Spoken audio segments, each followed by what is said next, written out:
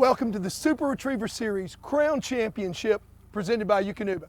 I'm J. Paul Jackson and I'm here in Natchez, Mississippi today for the semifinals of our Crown Championship. Now, this is our fourth round. We started out in the first series with a hunt test right over here on this farm.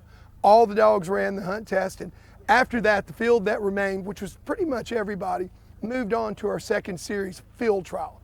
Now, the field trial proved to be much more challenging than Series 1. Not only did we have several dogs that were unable to complete the test, but after it, we also narrowed the field down to the top 36 dogs, 18 pros and 18 amateurs in the quarterfinals.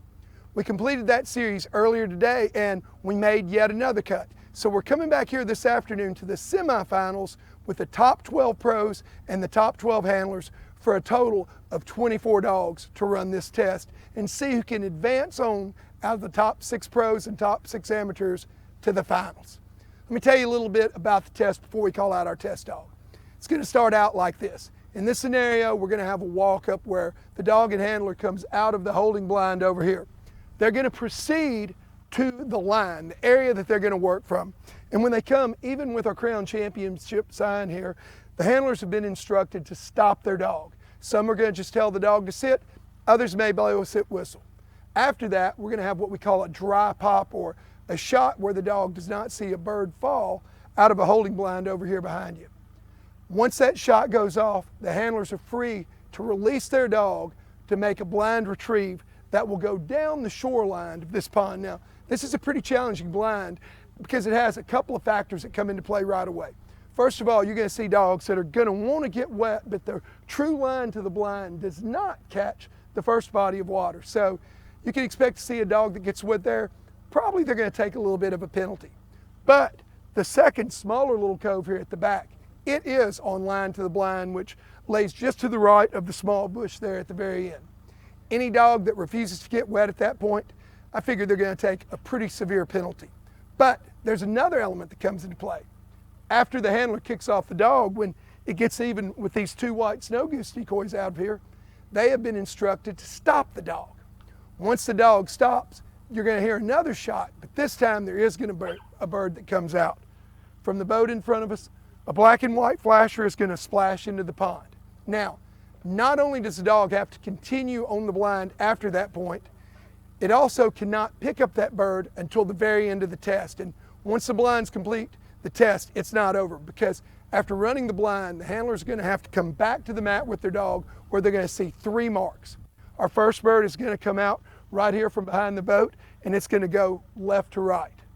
Next, if you'll take a look out deep into the field, you'll see another bird boy who is going to throw our second mark, and it too will come out left to right.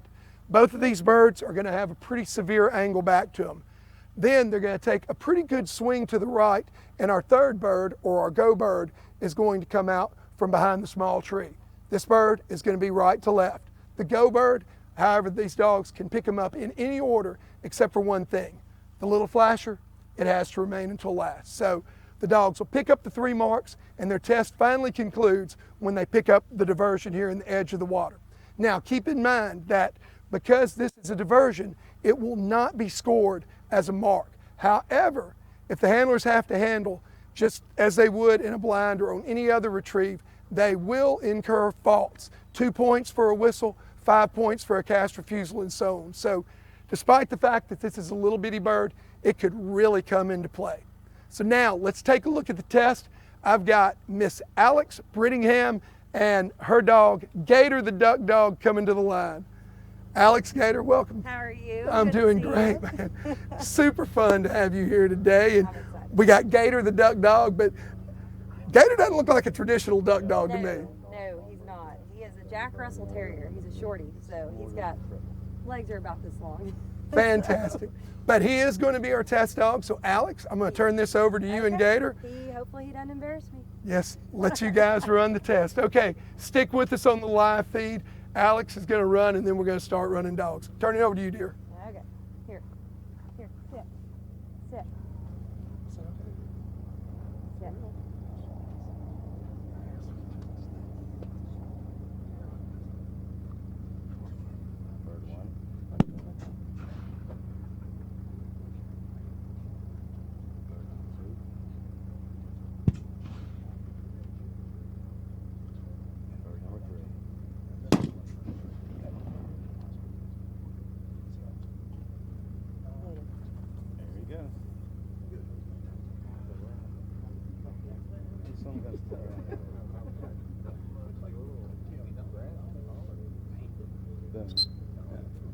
zero. He can do it.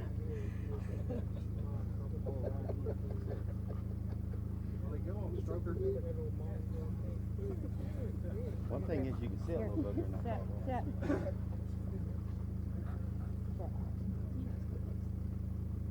Handle the shoulder.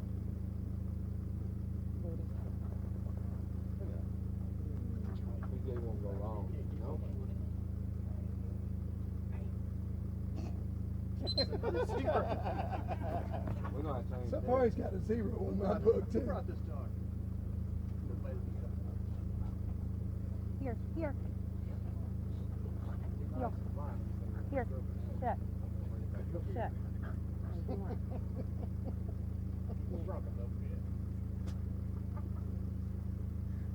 Double dog. Gator. He knows it's wrong.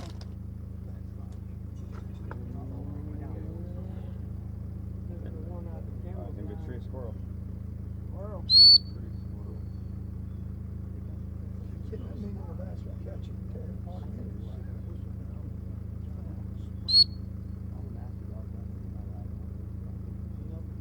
Ah! Oh, Gator's gone. Ah! There he goes.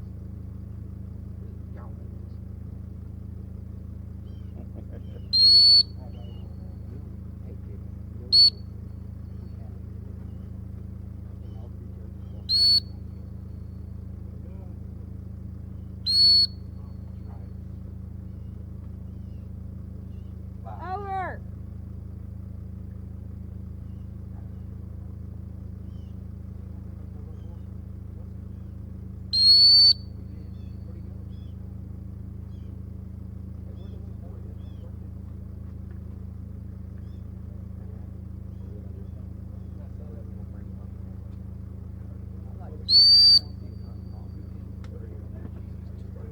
Ah! We can say how's the first one blind as well.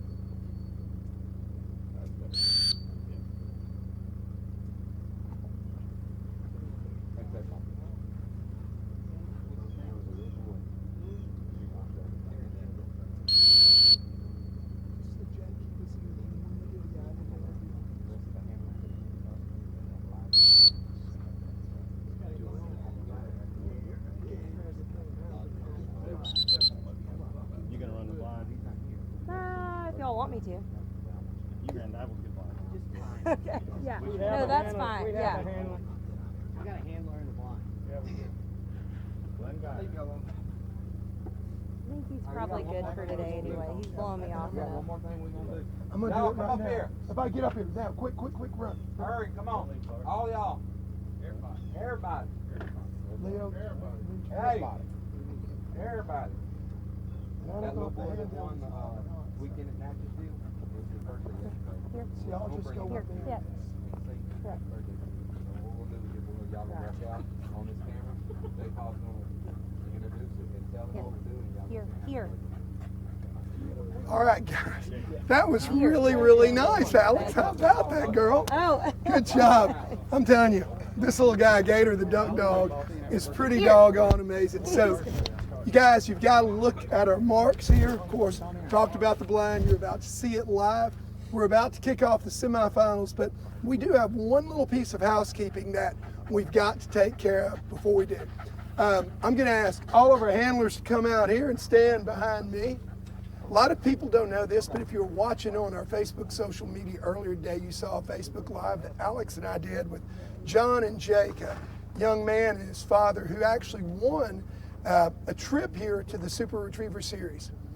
The local community through Visit Natchez did a contest on their Instagram, and the lucky winner got several days here in Natchez, Mississippi, 4 dinners plus all their accommodations. I think they're sending them out to 100 Main, the camp, Pizza Plaza, and can't think of the name of the fourth one, but anyway, they obviously got a great prize pack. But the other cool thing about it, Jake turned 7 years old yesterday. So before we start the semifinals here, we're going to ask all the handlers, actually they wanted to, all the handlers wanted to do a little something special for Jake. So I'm going to turn it over to you guys for a rousing rendition of Happy Birthday for Jake. Lead us off, Clark. Happy birthday to you. Happy birthday to you. Happy birthday, dear Jake. Happy birthday to you. All right. Yeah. Jake, Joe, I hope you guys are having a great time here in Natchez. And I hope these guys are way better handlers than they are singers, because I'm not even going to go there. Anyway, we're about to turn it over to commercial, and when we come back, we'll be running our very first dog here in the semifinals of the Super Retriever Series Crown Championship presented by Eukanuba in Natchez, Mississippi. We'll be right back. Give me a water, please. Oh, you guys suck. That was we need some more though. Yeah, and ice. Ronnie, you want cold water? You say they slacking? We don't even know. We need a trash bag. All right, thank you.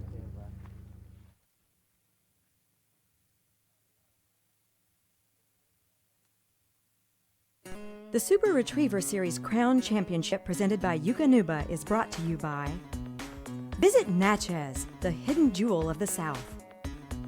Tangle-free waterfowl. This is why. Ox, the official cooler of the Super Retriever Series. Excel, the boat to own. And Eukanuba, strong, focused, and ready for anything. That's a Eukanuba dog.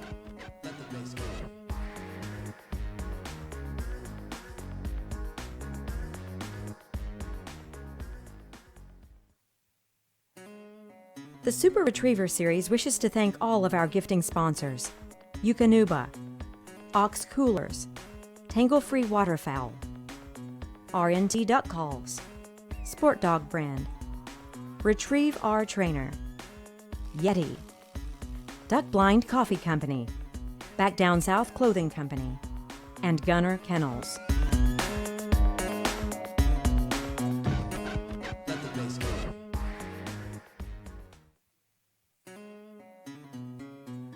The Super Retriever Series Crown Championship and the City of Natchez want to thank the local sponsors of Natchez, Mississippi. Visit Natchez.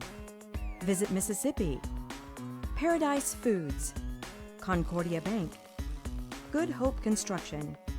United Mississippi Bank. Natchitoches Power Sports. Stan King Chevrolet. Ram Rentals. Rue 61.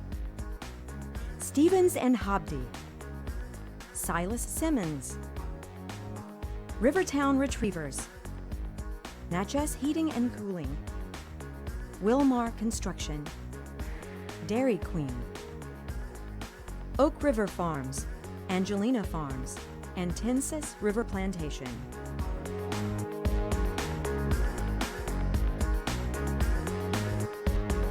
All right, welcome back to Super Retriever Series Crown Championship presented by Eukanuba. We're about to start here our semifinal series. Now, unlike in the quarterfinals in the earlier round where we ran our pros and then our amateurs, yeah, we're good to go.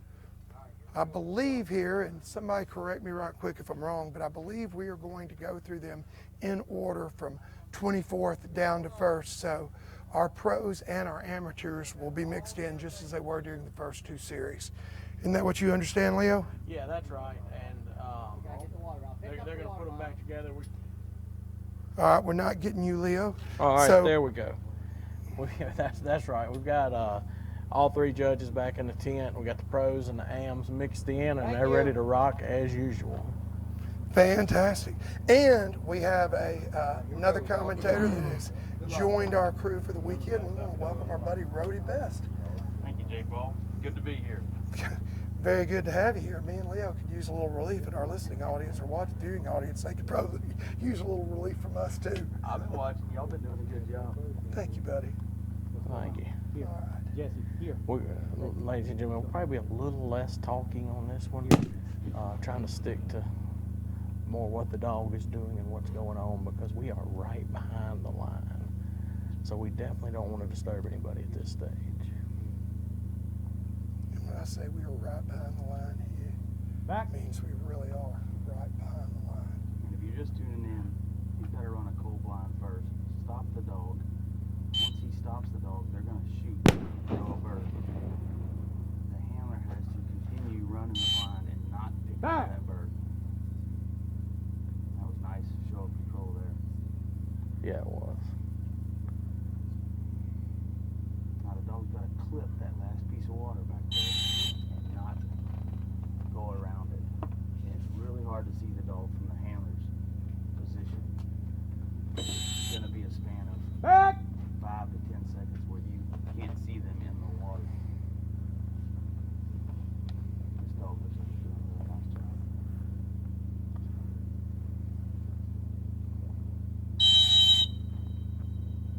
Back.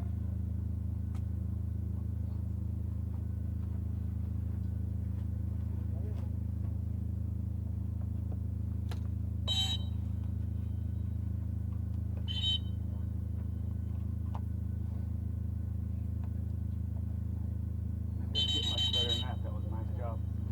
Yeah, it was. That dog was seeking a little water when he came over the hill. He took one cast to get in and then finished the blind nicely. I don't think you can ask for any better than that.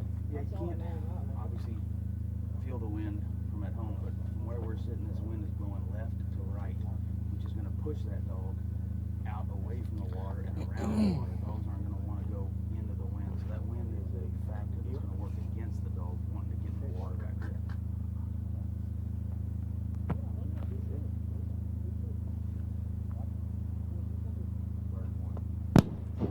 Now the dog's going to watch 3 marks.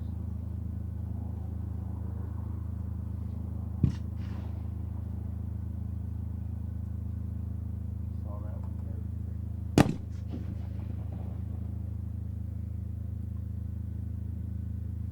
Jesse. Now the judges have instructed the handlers they must pick up these 3 birds before they come back and pick up that poison bird that was thrown while they were running the blind. Oh,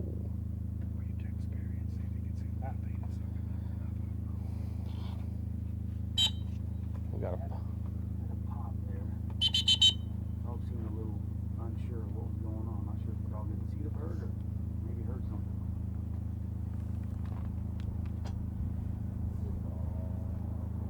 You know, I'm not really sure what happened there. We saw that in Series 2 where we thought we may have had a dog that heard something, but I didn't catch anything then. I think just maybe a little bit of confusion there. Yeah, it's something Jesse! you see a pop on a go bird. A memory bird, they're not as confident in the direction they're going. It's a little more understandable, but a go bird is unusual to have a pop on. Yeah, and that's, I mean, I think that's what the judges are trying to create here is a little bit of organized confusion, and I think you saw that kick in right there. Come on, baby. Good. Kick right. There you go. Nice recovery.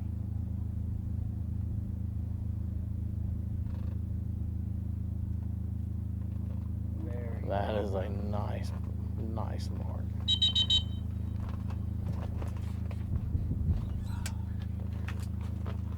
One bird left. Short bird on the left.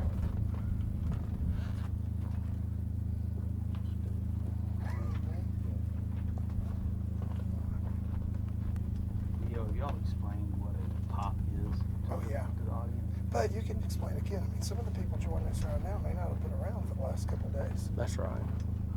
Well, a pop is when a dog is on its way to make a retrieve and turns around and looks for help or direction from the handler. And it's considered a markdown because the dog is not confident Jesse. and needs help from the handler to finish his job. So a pop is going to cost you some points.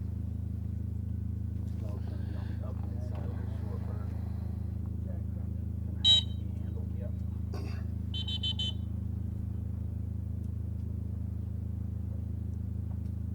This is pretty tricky because the dogs have that bird boy out in the field with an umbrella, and when you send them, That's the only thing out there in the field to mark off of. They're not thinking about the bird boy that's hiding behind this boat over here on the left.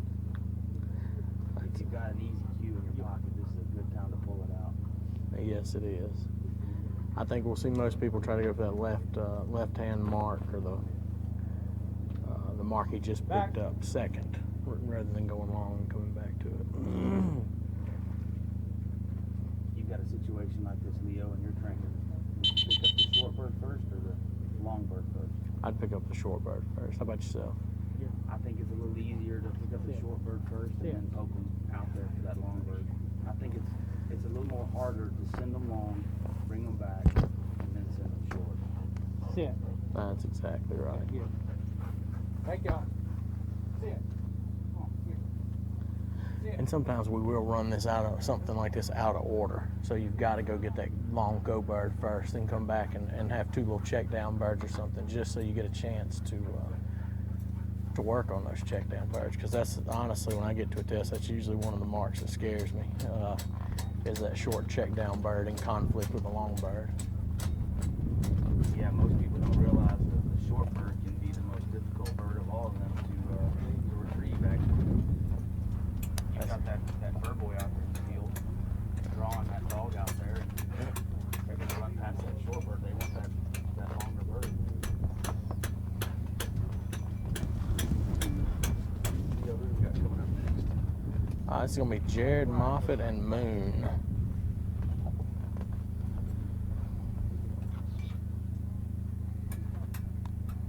Now, I've been watching Jared a little bit on live stream from home. How's he handling running blind with that cast on his foot? As well as he can.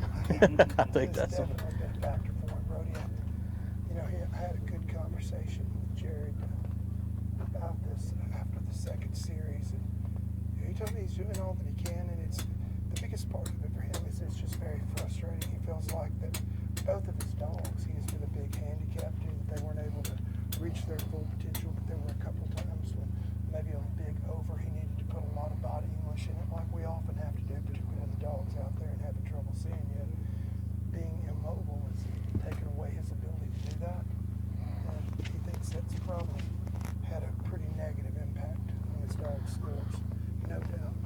Now, for those tuning in at home, can you explain what he did to his foot? Do you know? Yeah, him and 3 or 4 guys were moving a 750-pound safe. he told me it was safe. 800. Well, we'll call it 400. No, it's a big gun safe, and he fell, and the other guy that was on his side couldn't hold it and dropped the safe on his leg and broke it. He ended up having to actually go in and have surgery. Brody, we've got a couple of comments that folks are having a difficult time with your audio for some reason.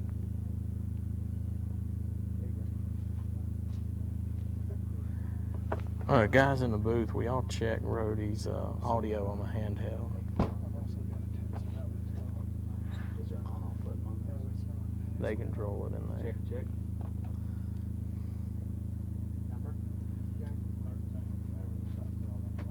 Maybe the wind? If possible. I got a text that mine was hard to hear too, so.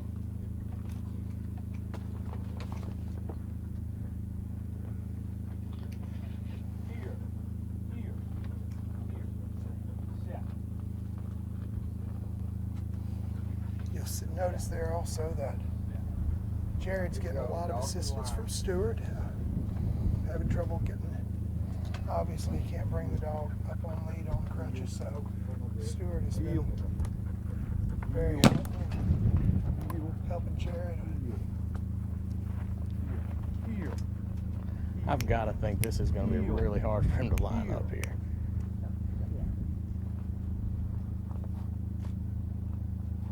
Test. Can you hear me now? I'm unmuted.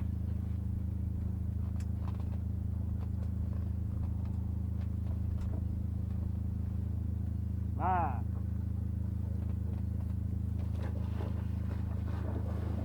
When I saw this blind, I expected something like that to happen. These dogs have been trained to get in the water when they see water. That dog's initial line. Oh! Okay, this Oh! dog is Oh! convinced that it's supposed to get that bird. It's a tough break. Man, That is a 25-point penalty for picking that bird up. So it is not disqualification. no. Still got to run the blind.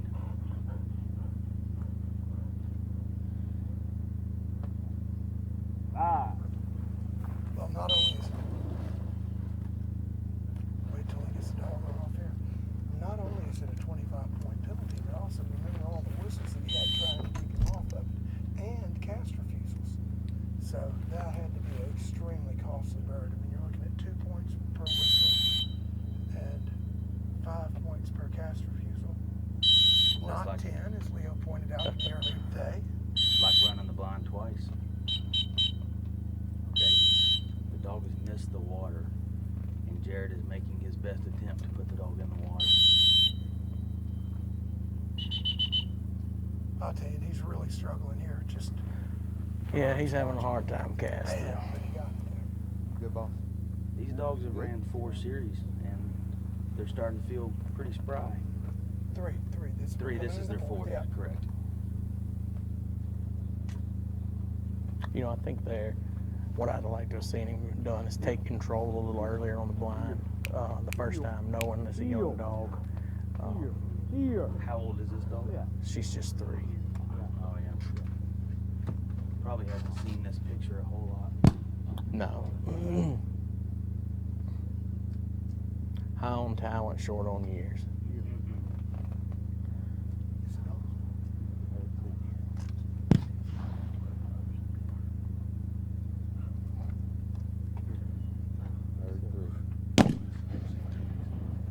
Let me know if you can't, then we'll switch out.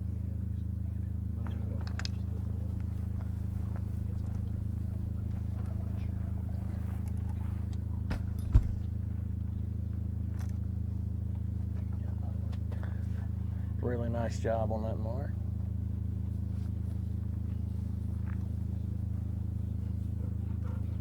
So, looking out there on that goat bird, I see a lot of goat wheat, what we call goat wheat back home, or dove wheat, and that stuff is extremely odorous. And we throw marks in there all the time, make sure the dog uses its nose to dig out the birds on that. It's a tricky mark. Nice job on that mark. Yeah, that's definitely a tricky mark. And that's what they've done a good job of all weekend. You know what I mean? You're not going to just poke them out there and find it. So you've got to.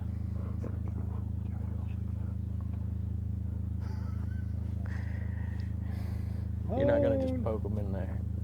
Now we've seen Jared chose to pick up the short bird first and now go for the long bird.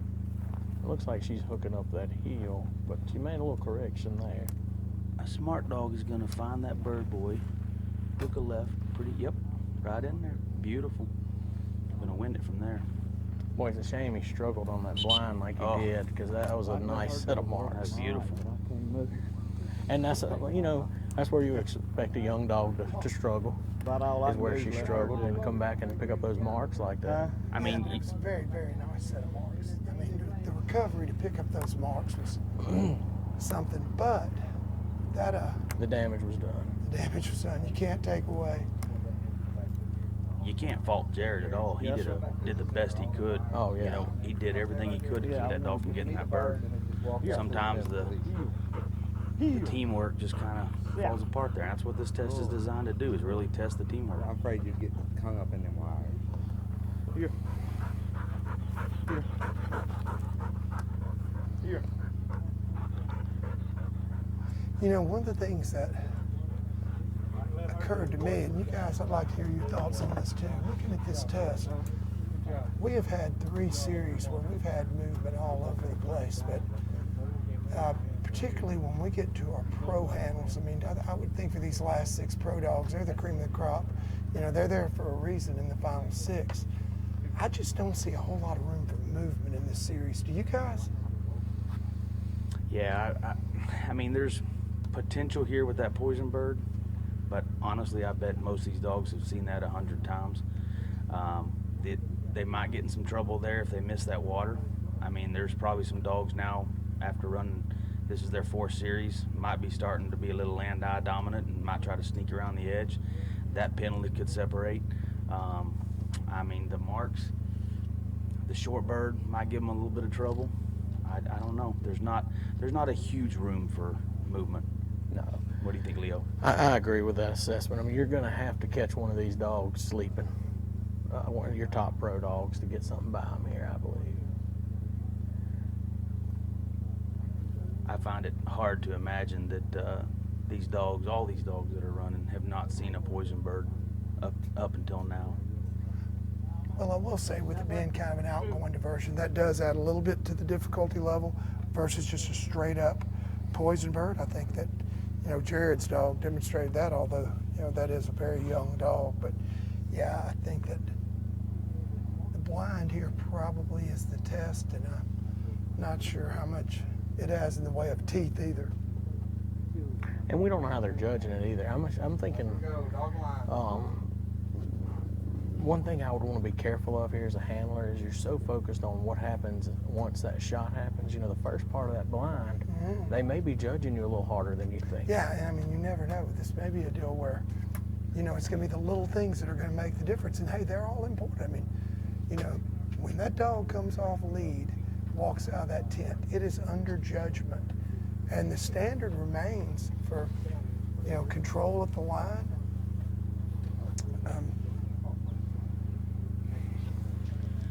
I want to bring up something that I saw Jared do, and I think he made the right decision. His dog started to miss that water at the end, and there comes a point as a handler where you go, I'm not going to hit that water, and I'm racking up too many points. I might as well take the hit, miss the water, and do the best I can with what I've got. And that's a game time decision you have to make, and I think it was the right decision. He tried. And, yeah, I definitely agree with that. Started racking up some points and said, okay, it's time just to finish this deal. Okay, coming to the line here, we have Mike, Gibson, and Jeter. Jeter has had an extremely storied career. Mike tells us that this Crown Championship will be the last SRS for Jeter, that he's 9.5 years old or 10, and he is heading into retirement following this event. And I gotta tell you, this is a scenario that I feel like this dog has seen 1,000 times. I will be amazed if he doesn't do this well. What's great is look at Jeter, how intense he is right there. That dog still has as much fire as a 10-year-old as he has as a 2-year-old and ready to go. Sure enough, true to what I expected. Not even thinking about him. Dad says go back. Jeter turns on a dime and boom.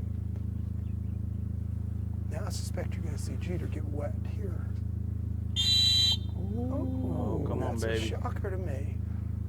Gotta get wet. I didn't think he would have the trouble, but he does not get in. So, And That's going a back to shock. what Rhodey said, I mean, you're looking at a 10-year-old dog. This is his 4th series, and he's run 3 very physically demanding series. You know what I mean? That water doesn't look near as appealing as it did when he got here on Wednesday. Well, when they get to that age, I can testify for myself with my own dog. He's 10.5, and boy, we get in a test situation, and he knows he doesn't have to get in that water. It's not a situation of training anymore. It's age and experience, and he knows there's no penalty for him out here to get in trouble for not getting in that water, and they're going to be a little contrary like that. I'll tell you what was kind of funny, though, that diversion shot when he was walking to the line, Jeter didn't even flinch.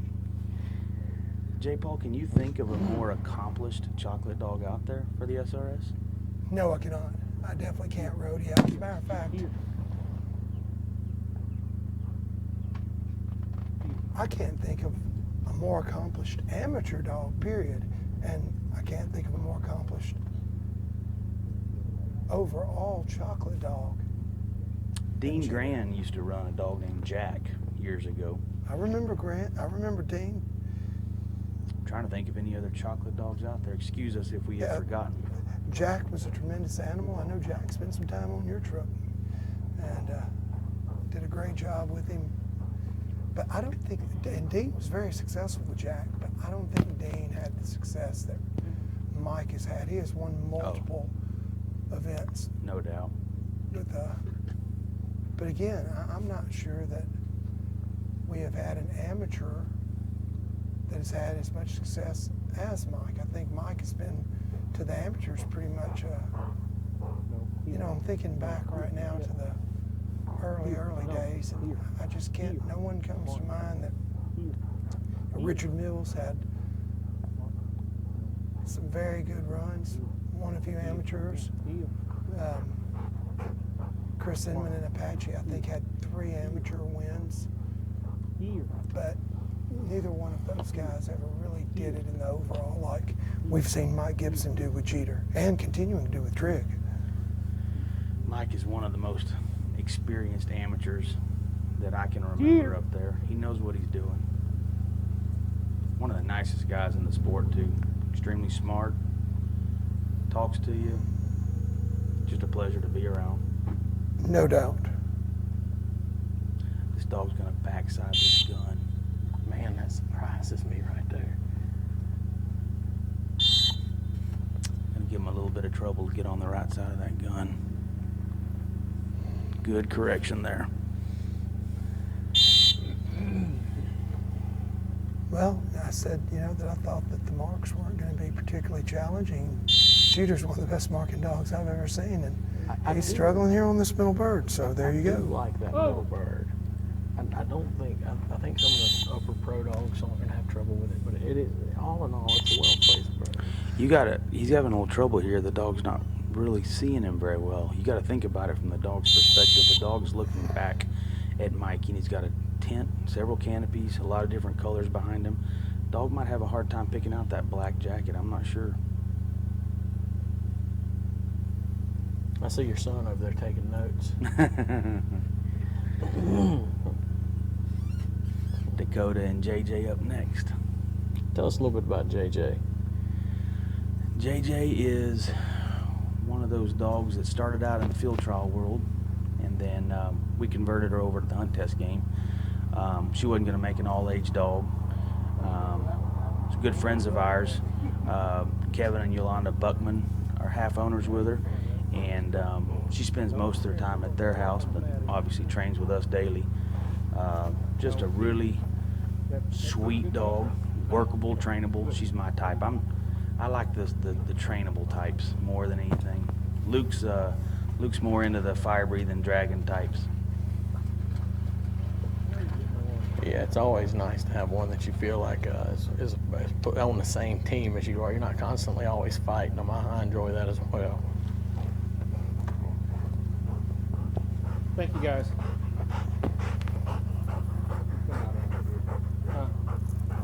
Here, G. Here. Yeah, these dogs, people think of them as just field dogs, but they're pets, they're companions, they're our friends at home too. They don't do this 24/7. They come home with us and spend time with us in the house, and they're part of our family. You see Mike trying to hold it together there as he leaves the line, probably for the last time with a legend of the game. Yeah, we'll get a word with Mike here in just a little bit, but I'm going to give him a little bit of time to soak that up. Compose himself. I know this is a really, really tough moment. I mean, Rhodey, you've been doing this for a long time.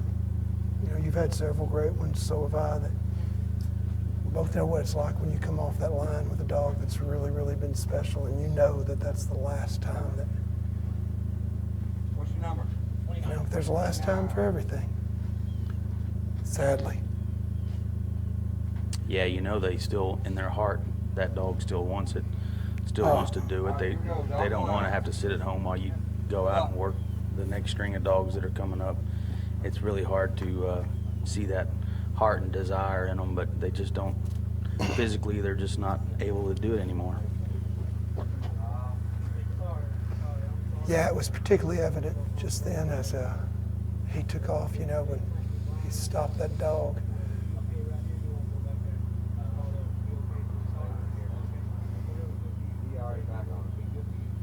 Not sure what the holdup is here, but Ronnie, one of our judges, is having a word with Dakota. They're planting the blind. The blind was not down yet. Now it is. Now we're good. Good deal. Good catch by Judge Ronnie Lee. Yeah, you could see Jeter when he was sitting there and that diversion poison bird came out, tail wagging, raring to go. He definitely still has it. All right, Dakota is a college student, a senior at Texas A&M. You're not a little bit proud, are you, Rhodey? Well, I'm happy to see him up here. I don't know if this is in the cards for his future. It's up to him. I'm going to leave it up to him to decide what he wants to do. But if this is what he wants to do, then I'm all about it. Nice line. Really nice line. Now, he needs to get her attention and give her a verbal back to let her know to stay away from it. Very nice cast. Nicely Very nice done. cast. Second part of this blind is getting in that water. Whistle. Oh, He needs to blow a whistle. I'm handling him like I'm coaching him at the line. She's in the water. Good deal.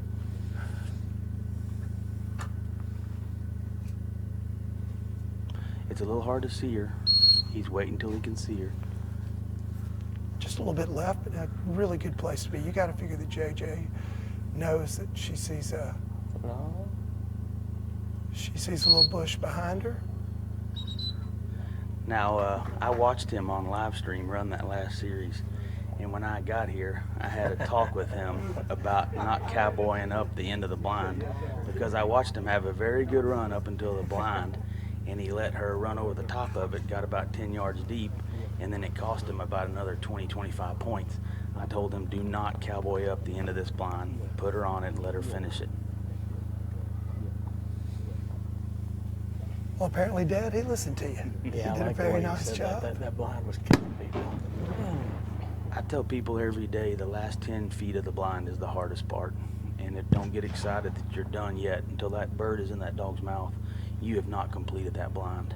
Yeah, how many times did you see somebody spit the whistle out and then the dog doesn't have the bird? I mean, it's Oh, yeah. terrible. She got a good look at all three birds.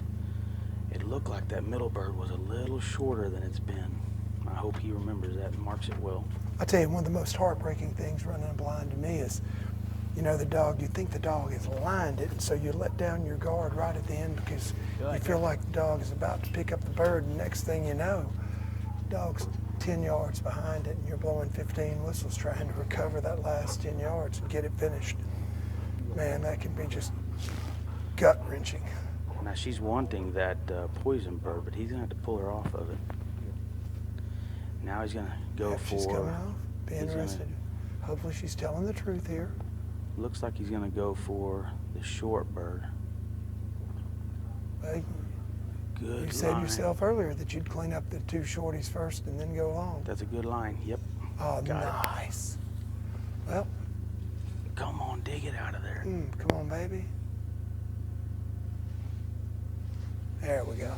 She was all over that bird too, but our wind, it's not died, but you see there's not a lot of ripple over on this side of the pond and the wind's coming from the far side, so It has significantly died down.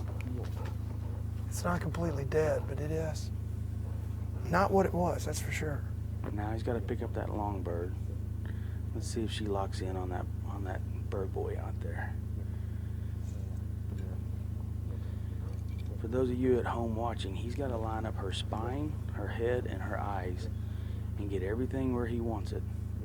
If one of those things is not lined up properly, you don't know where she's going to go.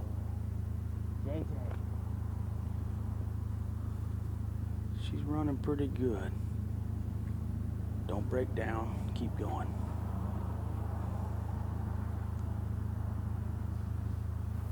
I'll tell you, that looks like a great line to me, Rhodey. I would think that He got a she's short. got to He be got a short throw though. The dog's going to have to come back towards the gun. hunting a little bit deep here. Should wind it here pretty quick.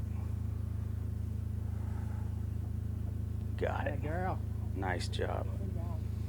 That was a good, smart hunt.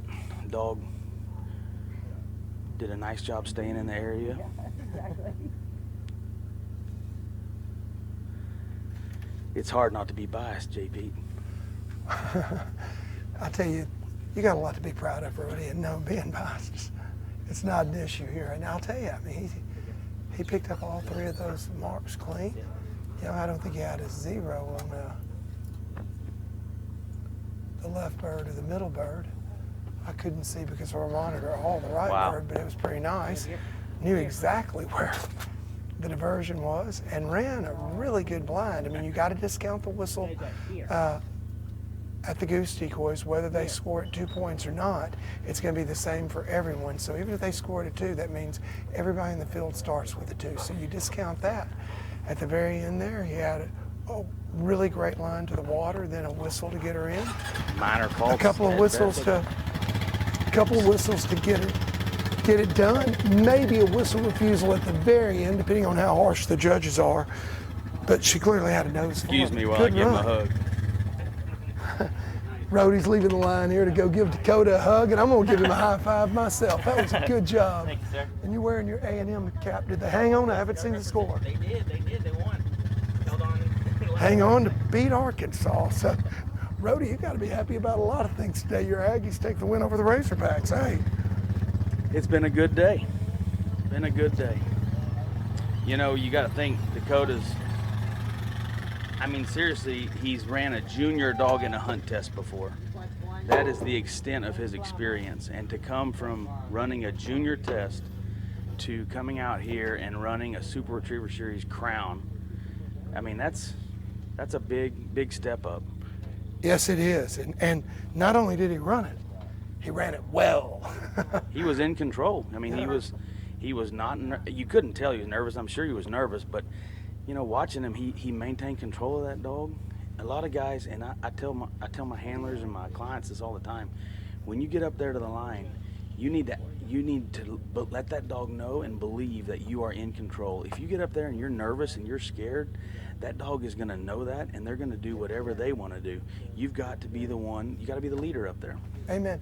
You know, I know guys that go so far as if they feel like they're nervous, they'll pop a piece of gum or a Tic Tac in their mouth because they feel like their dogs maybe can even smell it on their breath. And I'll tell you, I think there's something to that. I mean, these animals are so acutely aware to what's going on around them. Yeah, I don't want to go off on a big long tangent here as we have our next handler come to the line, but there's been a lot of research done that indicates that dogs actually may have some sort of extrasensory perception.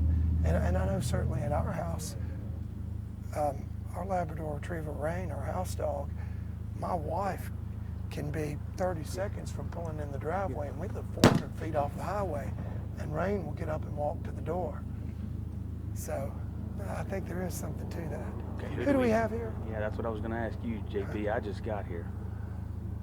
Well, I didn't get it to look, 49. so- Back.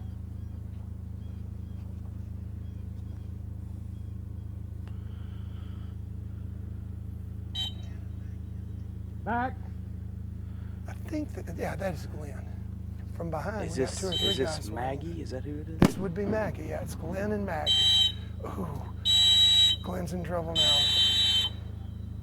If he gets this, it ain't over yet. Ladies and gentlemen, this is Back. close.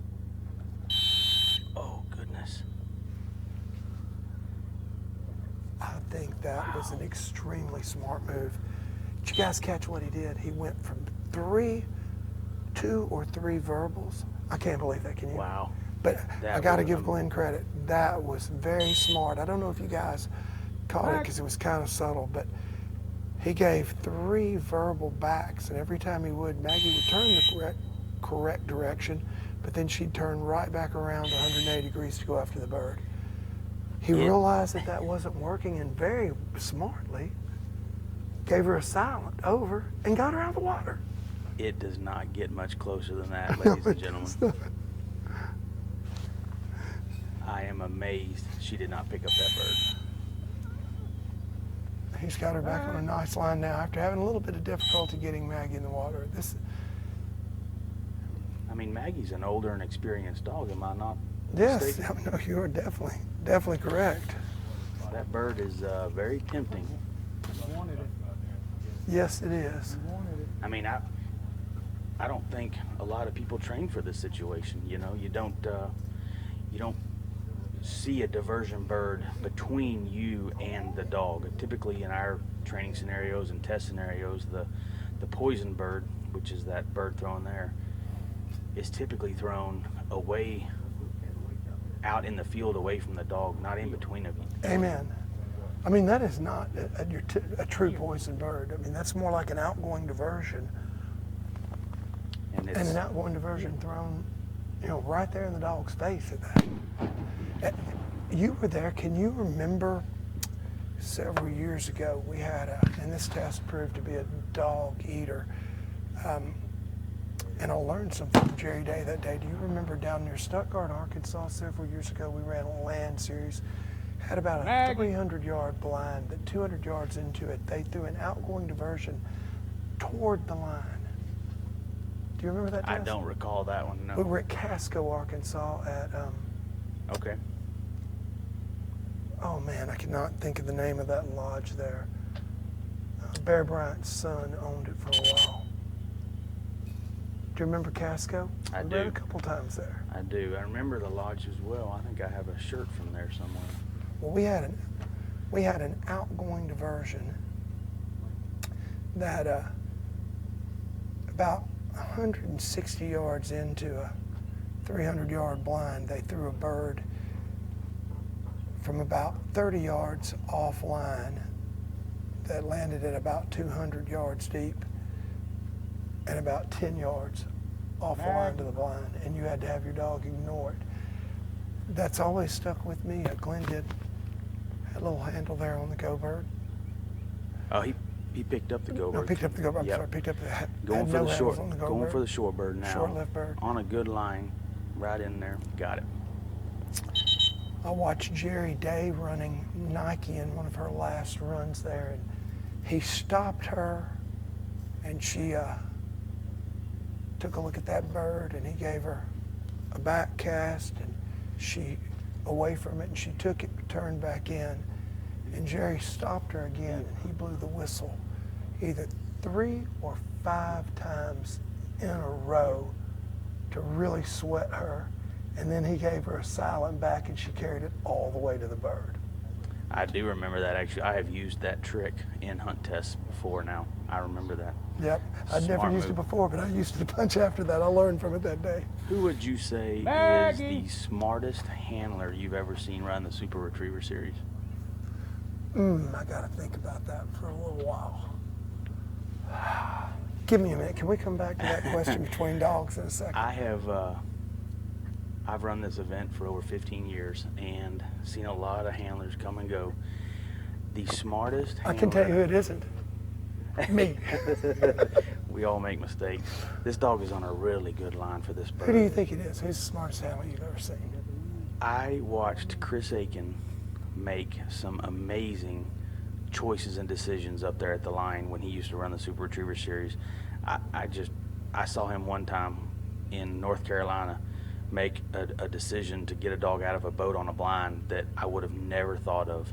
And once he figured that out, figured that little trick out, everybody started using it. I've seen him I can do remember it. that. That's the one that Jack won with Danny Farmer. We're running that big long blind out of that boat, and you set the boat in the front of the boat, and then you had to go to the back of the boat. And a lot of the dogs early on, handler would try to cast them from the front of the boat, and the dog would instead run to them to the back. Yep.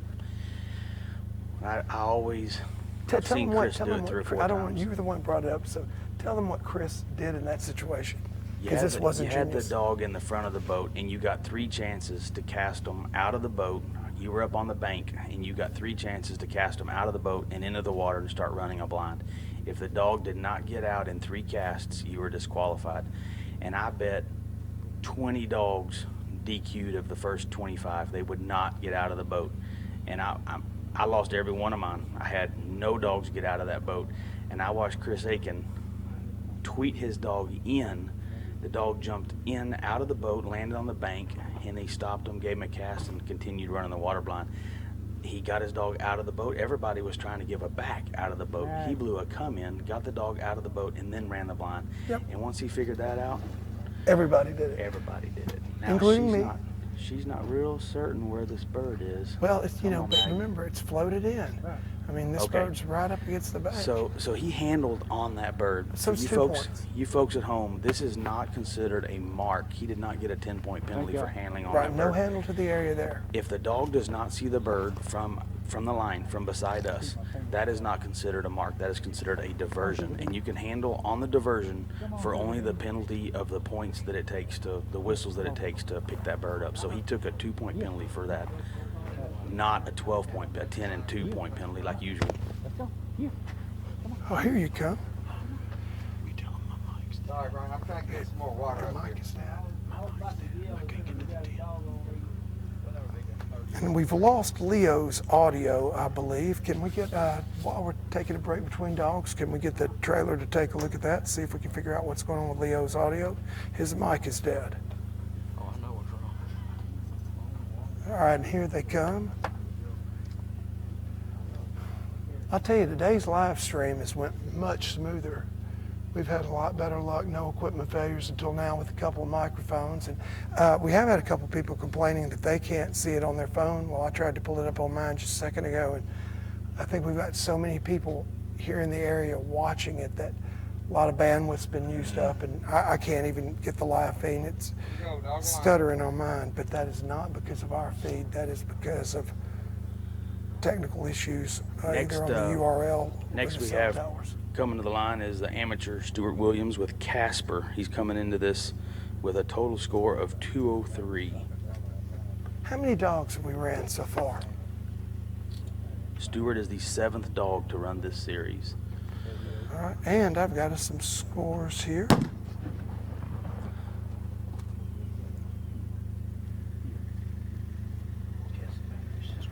So, do you have the running order for the series here? All right, I'll update our audience. Let me find my reading glasses here. We're getting old, Rhodey. Do you need these yet? No, sir. Now this dog is really close to the bird being thrown. That's all right. Casper's got a lot. Oh, now. Got to get that dog to look at him. There we Nice go. recovery.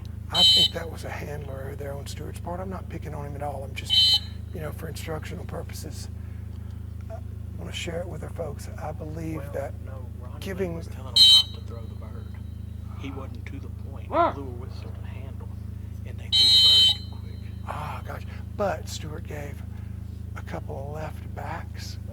I think I'd have just went on with the right back right there off the front end, knowing that's where the dog wanted to go. Stuart is really taking his time trying to make sure that dog gets in that water, which is a smart move. Slow down, You're gonna have to make sure they unlock. take their casts. All right, so let's give you guys some, I'll wait till he picks up the bird here, and then we'll give you guys some scores. For those of you watching, when that poison bird goes off and that dog goes for that poison bird, it's a very tense moment, and you have to really learn how to control yourself, relax, get control of the dog, and not lose it, because it's really easy to panic and get scared that your dog is going to take that hit and get that 25-point penalty. So Stuart, I got to commend him for being calm up there and maintaining nice control over this dog, Casper. Amen. So taking a look at the scores right now, Glenn and Jesse came in and picked up a 55. Then they were followed by Jared Moffett, with a score of 117 for this series, not total. And after that, we had Dakota. Take a guess, Dad. I'm not going to show you. Dakota and JJ, what do you think they racked up there? And almost all these points were on the blind, I can tell you. 35. You're cheating somewhere. Yep. I've got connections. And then You should have at least said 36. after Dakota and JJ, Jeff Breeze came up with Jasmine and scored a 58. That's the best score yet, Dakota. Dakota has the 35. best Wow. score yet. Yes, sir. Closest one to him is 20 points away. That was a good series for JJ. That really was. And I'll tell you what, Dakota has, we're taking our top 6 amateurs here. Let me take a look. But Dakota is just a couple amateurs away from making it into the finals. Dad. I am really surprised that these dogs are picking up this short bird so well. Yeah, and your phone's really, starting to blow up with text messages today. People congratulating the yellow score. I really expected that short bird to cause them a lot more trouble. The wind, I don't know what it is. There's a There's a place you can poke them in there where the wind gives it away. I don't know. I mean, how many of us have run a test before and a certain bird looked like it was just a pretty straightforward mark and it turned into just a nightmare and there wasn't a dog that could pick it up? No doubt. So the worst that Dakota can do right now, doing my math, this is just for you, Dad, more than anything, because Jeff and Jasmine came in 21 points ahead of Dakota, but Dakota scored 23 points better. Nice. So, Oh, that was a nice set of marks right yes, there. that was. That was very, very good. That's exactly what you would expect from a dog that had 46 Derby points. Wow. So Stepped on that mark. 8 is the worst that he can finish here. You let a couple of, all he needs is 2 to have a bobble, and your boy's in the finals. And look at the smile on Rody's face. I wish we had a camera on us right now. Respectable finish for him. Very he should be respectable proud. finish, Whether even he if he makes the doesn't do top any 6, better. that's right. Amen. He should be happy how he and JJ did. Amen. And Dakota came in 46 points. No, I'm sorry. 53 points behind Stuart. You know, this mark's becoming a And factor. Casper. It's hiding behind that log right there. There's a little bitty log. He's gonna wind it though. Oh no, he did not. Oh, Maybe. there he goes. There you go. Yep, good job. Glad to see that too. He knew it was there. That log is in a strategic spot. Well, I think that is probably good enough. Stuart came in here in 6th place out of the amateurs, and I think that's probably good enough to keep Stuart in 6th place I would or say better. so. I mean, he can definitely move up. He's not Yeah, done. that blind. I mean, it got hairy there. We'll see how many points they penalize him. I mean, He had some points to give up. there was a though. lot of refusals there with the dog trying to kind of bobble there, stuck in between. Yep, but he did come into this with some points to give up as well. Did he? Yes, he did. So I think he's in pretty good place there. Yeah, he came in 53 points ahead of Dakota. Light the blind. Yeah, that's all I got. That's all I got. Only one. Okay. And about the same ahead of the previous 8th place dog. So Okay, now we have up next amateur Jeff Breezy with Jasmine coming into this with a score of 235. and I'll tell you what, Boy, this is a really nice dog. I know. I gave her incorrect score then for Jeff. I thought I'd already given Jeff and Jasmine score. Take a look at I that. think you got him confused with Glenn's second dog. That's right. Glenn actually ran his second dog out of order. Actually, he ran his first dog out of order too. I sure did. So tell me a little bit about Jasmine. Do you know anything about Jasmine, Leo? I know Jasmine was second place last year at the SRS Crown Championship, and I also know that she has a second in an amateur, actually a field trial all-age stakes, second place this year. So obviously a very versatile dog with the SRS placements, and obviously a very talented dog from both of those placements. Okay, Yeah. that changes the complexion just a little bit. That means that 9th is the worst that Dakota could do now, depending on, of course, Stuart Storm, because Maggie came in with 210 and has a total of 268. Dakota came in with 256 and has a total of 291. Jeff looks really relaxed up there. He does that. I tell you, to me, Jeff always just looks cool, you know. This dog, she looks pretty relaxed. He'd say Poison Bird's going to give her any trouble? Yeah. And she definitely has the distinction of being the best dressed dog in our big hats and bow ties gala the other night. Terry had. Yeah, Hey, she Rody, did. we hate you missed that. That was really a fun gathering. Well, I wish I could have been here for the whole event. I had to stay home and hold down the fort. I told Luke somebody's got to work while he's out playing. Teamwork makes the dream work. We all help each other out. Amen. Good spot. Good spot to stop her in. Jasmine is a pretty seasoned field trial dog. I'll be very surprised if he has a lot of trouble, although she's pretty fixated. Now he Oh. gave a leave it command, and that is a smart command to have in your pocket. If you can tell her to ignore that bird. Look at this, guys. Look at her getting that water. And man, this is going to be a very nice blind. I'll tell you something else interesting. When he gave the leave it and then he gave the back, when she went back, she was actually running sideways looking at that bird, but going backward. I don't think I've ever seen that before in my life. I want to go home and replay that. Hard to give it up. It is. All right, it's going to need at least one more here. I think that was a good place to stop her, try to get her around it.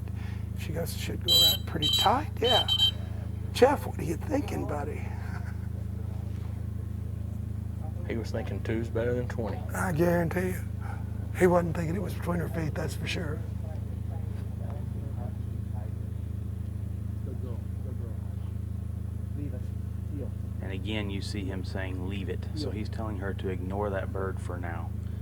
And she seems to have done that. She's ready for the next set of marks. I'll tell you what, I've been really, really impressed with Jeff as a handler this week.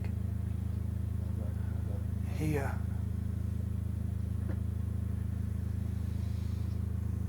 Bird boy wasn't quite ready there. I really like this dog. She's Oh, I love it. she's alert at the line. She's watching. Her line manners are good. She doesn't swing her head. Look at that. She's looking dead at. Boom. He moved her right at the correct time. It's a hard bird for me to see here.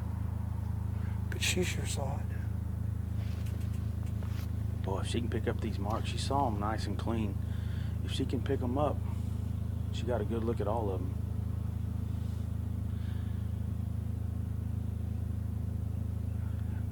Nice. Really nice. Having that field trial experience, I think Girl. this is where Jeff's going to really have to do a good job of talking her into that short bird. What do you think, Brody?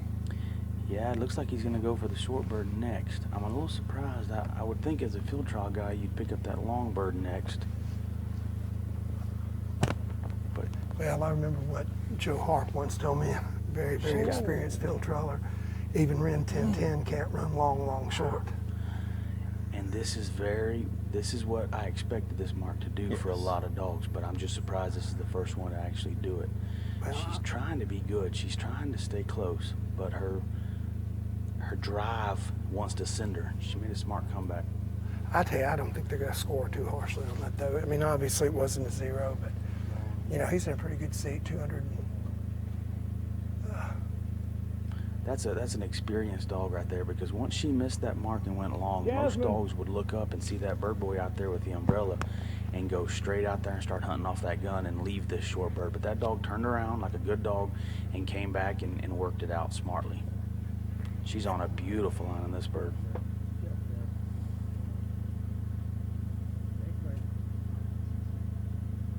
Gonna hook behind If the she gun a can little clean bit. this up pretty quickly, I believe she's got a good chance to go ahead. The wind Maggie. has died. We It have has. no wind right now. The key is she's got to pick this up now. She has not quite got deep enough yet. Right there, I think she's got it. You know, and those judges, they have, I see them picking up their pins before she got that bird. They pick some landmarks out there, I guarantee you, that you took the left of this or the right of that, you're getting a 2 or a 4. She got just a little bit of that, but I don't think she's bleeding very bad after either one of those. I mean, 3 clean marks. There'll be a little bit of discussion on these. She's got just the poison bird left. She came in 25 points behind Glenn and Maggie. Of course, we know they had a 58. Oh, come back, baby. Bam, she's done. Well Not done. a bad job. Very well done. Very, very good blind. And speaking of blind, in the holding blind, we've got, I know, a crowd favorite and a lot of people out there watching on our live stream, Mr. Larry McMurray in grits, the old legend himself, Larry McMurray. He's giving me a look. I think you heard that. Well, you're a legend to me, buddy. And he's just as cool as he can be. Look at him. Do you think he's nervous at all walking in the line with grits? Larry's been doing this a long time, and for some of you folks that don't know, there is a pond in Arkansas named after his dog. He was instrumental in having the state work and build this pond for all of the retriever enthusiasts, and it's called Pepper's Pond, and Pepper was his first dog in the SRS that I can remember, and one of the best dogs I ever watched around. Yes, sir. She was in SRS #1 in Lake Placid, New York. Here we go, dog line. I would definitely say Larry probably comes to line with more experience than any other amateur handler. Yeah, and Larry's been doing this a while. And that's saying something, because this really is a deep field of amateurs. It is. I watched Grits run the Pin Oak event a few months ago, and final series was a big, long, meaty field trial retired bird. And Grits went out there and just absolutely crushed it. It was the best performance on that I had seen a dog do it all along. Larry really gets down there and wants to take a look at what the dog sees, and his dogs just give such a great initial line. Gave a little safety whistle there. Now he's trying to get the dog to look at him. He wants control. And That Larry's beautiful. not scared. Larry's not scared to give up 2 points for a whistle. Now this dog has a right turn on a sit whistle. Oh, I See think how she the was dog about to get turns wet. right? That is hard turn to have on this blind, because if they turn right, it puts them offline. He's trying to get the dog Get in the catastrophe water. there. Looks like There he we got go. it there. She's going to get wet, and she's getting wet in a really, really good place. If she holds that line, they'll take her directly to the promised land. Dogs are like people. They're right or left-handed. Most of them turn on the sit whistle one way or the other. Unfortunately for Grits, she has a right turn, and that's hard on this blind right here, because you turn right and it puts you further away from that water that you got to clip. Amen. And she's. That's a smart whistle. I thought she was fixing to turn and go that way myself. Now, those of you watching, it does not matter if she runs around the water on the way back. They're only being judged to the bird. Janet Kimbrough just sent me a text, said Larry McMurray's been doing this since his facial hair was black. Janet, he's going to kill you. I love you though, darling.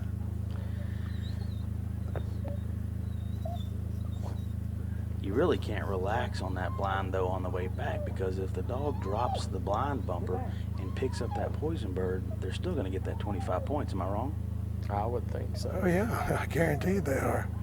If they pick it up anywhere other than last, they're going to get that 25. You know, for the most part, these bird boys have been very consistent in their throws. These birds have been landing in about a hula hoop circle on every throw. I'll tell you, Grits, why? I mean, that's something way different from Pepper or Legend, his previous dogs. I've never seen him have one whine and just raring to go. Of course, it's a big black dude puppy, and bam, that's nice. That's right, another big black dude puppy still playing.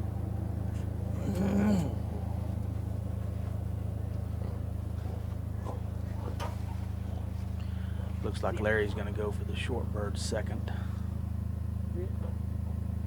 Interesting, no cue, no anything. He just kicked her off. She must know where that bird's at. Yep.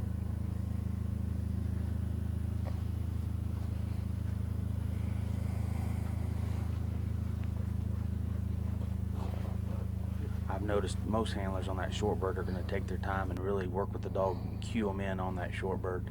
Larry just kicked her off. She marked it beautifully.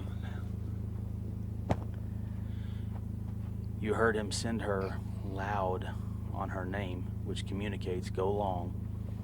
She's curving in and backsiding the gun on this bird. Be interesting if she keeps her hunt there or if she smells it and hooks over to the right. Looks like she's making her way towards the bird. Yeah. The wind is now kind of blowing from right to left, so she was on the left side of that bird and could smell it and worked it out. This is going to be a pretty good score.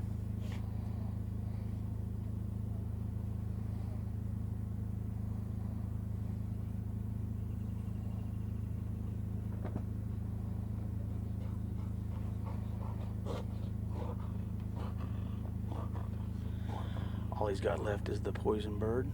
She seems to know where it's at. Oh yeah. Bam. No problem. Nice job, Larry and Grits. Exactly what you would expect from that team. Thank you, guys. Leo, how much has the heat been a factor in the last few days? You know what? I expected it to be a much bigger factor than it has been. I've only seen a couple of dogs that I thought were really getting hot. And we've had some big demanding tests. Yeah, that big second series field trial, of course they were swimming and they were in the water, but nice job, Larry.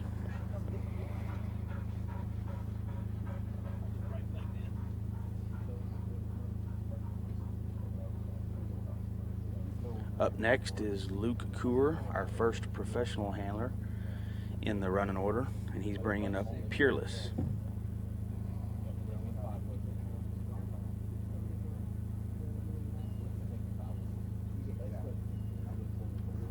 Luke's got 4 dogs in the top 12. Where are we standing at with the rest of the pros? Who has multiple dogs? Because that's an obvious advantage, don't you think? Yeah, I know Clark has multiple dogs. I believe Lyle has multiple dogs, and Steven has multiple dogs as well as Luke. I'm looking here. I see 2 from Lyle, 2 from Steven, 2 for Clark. Bobby's got 1. So having 4 dogs versus the other professionals with 2 obviously gives him multiple looks at this test. That's right. And, you know, I think that's a big advantage with what you were talking about earlier and being in control of the situation with that poison bird. I think that's going to be the biggest control, and seeing how the dogs are approaching that piece of water over there. Peerless is I call her a water seeker. She's going to try and get in the water probably as soon as she can. She's done that since we've had her. I do worry a little bit about her control on this. She's very driven, wants the birds really bad, so Luke's going to have to really work hard to keep her off that poison bird. And what he's doing here is trying to line her up, but every time he points her towards the water, she wants to get in the water.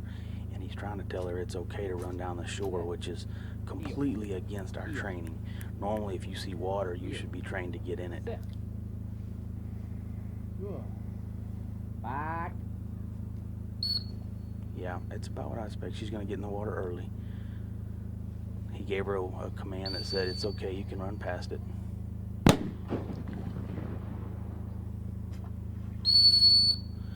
Wow, very tempting. Back. What a cast. Very calm, cool, and collective.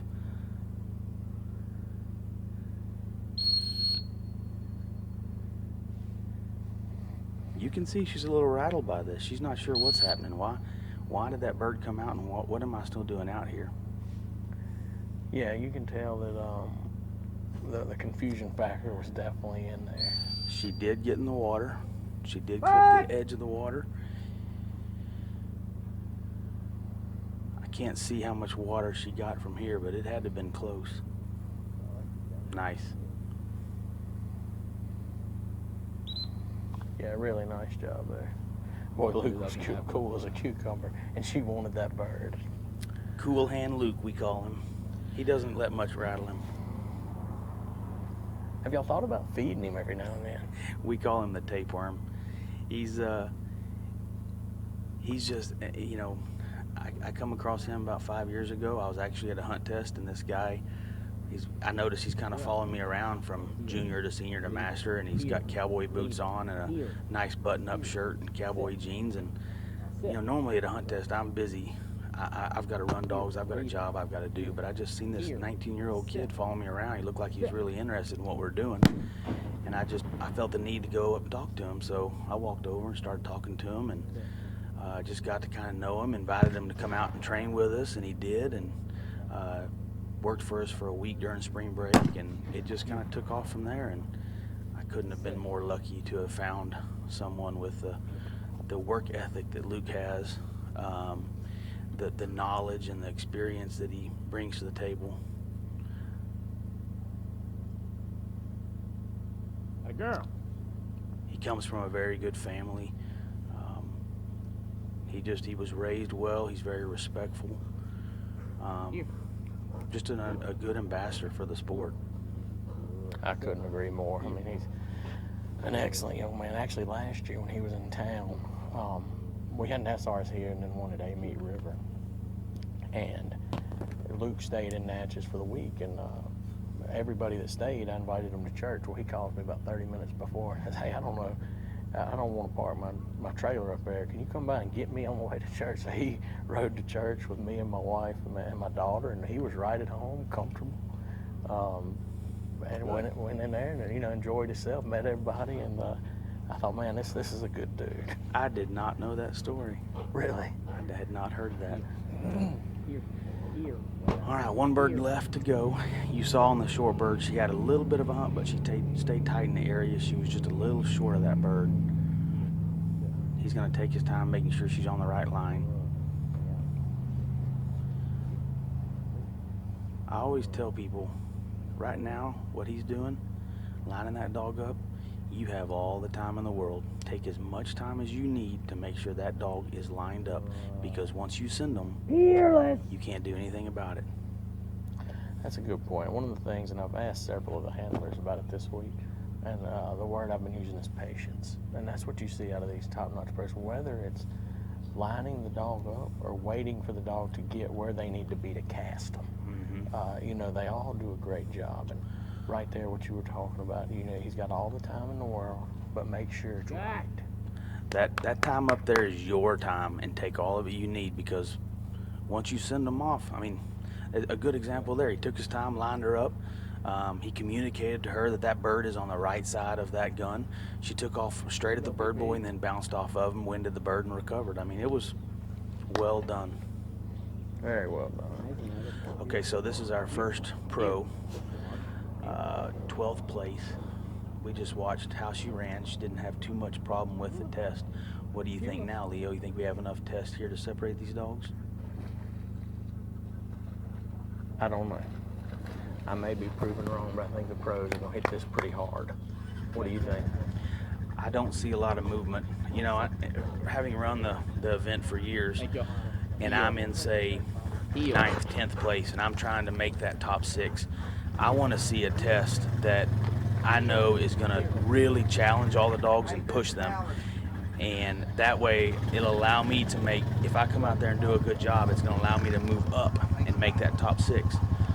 I just don't see enough here to really allow a lot of movement within the top 6 that we already have. Yeah, I agree with you. And you know,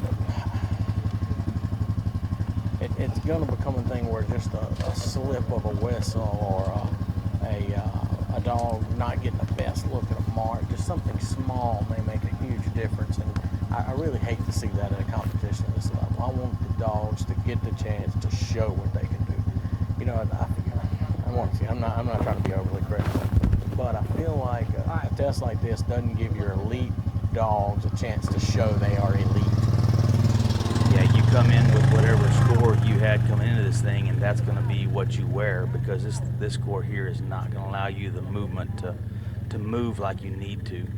I mean, I think the only way we're going to see some big point differences is if the dog picks up the poison bird or they miss that water on the backside of that blind. I mean, these marks, we've not seen a lot of trouble with them. We thought the shorebird might give them some trouble. I'm not seeing that yet. We've had a little bit of hunting on it, but really no handles, hardly at all from anybody. They're picking up these marks pretty easily. Yeah, and it's really a competition of, is it a 2 or a 6? You know what I mean? Did they absolutely front-foot it, or did they make 2 loops? And I just hate to see that. Oh, as a handler, there's nothing more disappointing and heartbreaking than to miss making the top 6 or the top 12 or whatever by 2 points or 4 points or 6 points. I mean, if you didn't make it by 30 points, you didn't do the work, you can go home and feel proud that you did the best you could. But if you miss it by 1 whistle or 2 whistles, you go home second guessing every little thing you did and wish you'd have done it differently. That's exactly right. I remember going home after an Arkansas event 10 or so years ago, and I had missed making the top 6 by 1 point, which is half of a whistle. Had I not blown 1 extra whistle, I would have made the top 6. And boy, that was a hard 9-hour drive home. Yeah. it'll definitely eat on you. Because if you don't know as a handler, you have to make split-second decisions up there, and if you don't blow the whistle, it might cost you another 20 points. So you try to play it safe, blow the whistle, and then maybe you're too conservative. Now you're blowing too many whistles, and you're not letting your dog, go for the hero role. That's right.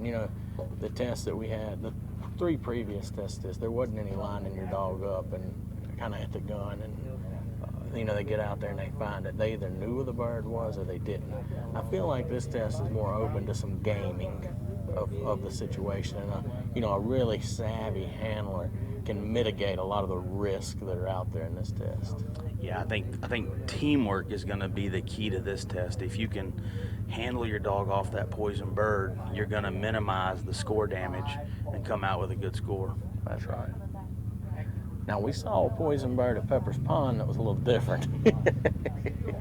Took out half the field. Yeah, that was the first series. That was really hard to come out and see off the first test. For those of you watching, we are rebirding the stations right now. Up next will be Bobby Wills, number 54.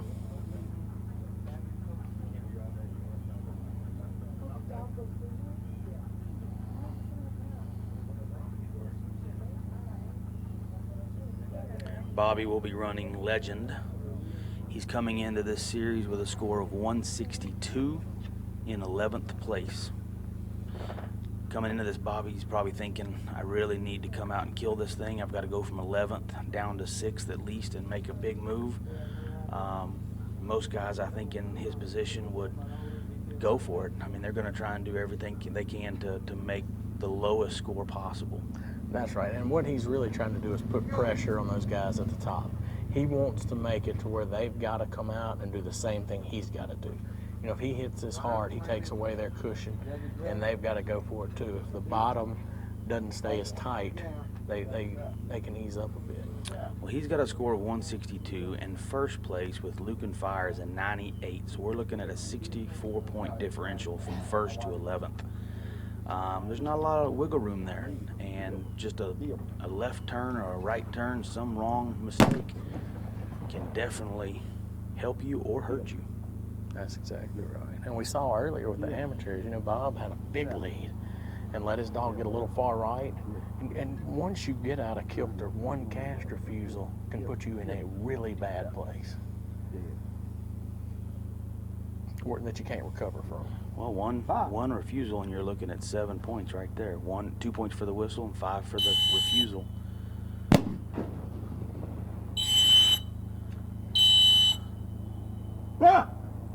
Nice recovery.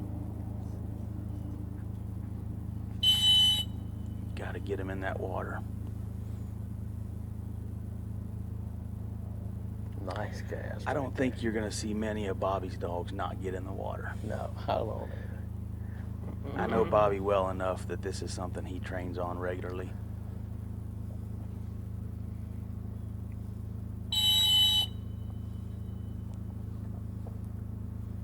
Bobby runs mostly field trials, if I'm not mistaken, and Super Retriever Series, so he sees something like this quite often in the game that he plays. Yeah, I would think that this is a marking drill with a blind for Bobby. I was talking to him before he ran, and he was really worried about that poison bird. Said it's not something he does regularly, but I mean, to my knowledge, that was a very nice job on that poison bird. Absolutely. Now the dog comes back looking at it. He's gonna have to pull him off of it. Let the dog know that there's another set of marks to watch.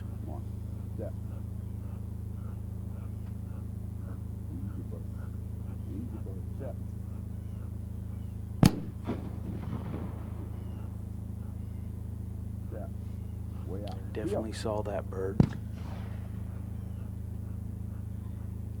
If you're watching at home, you hear Bobby.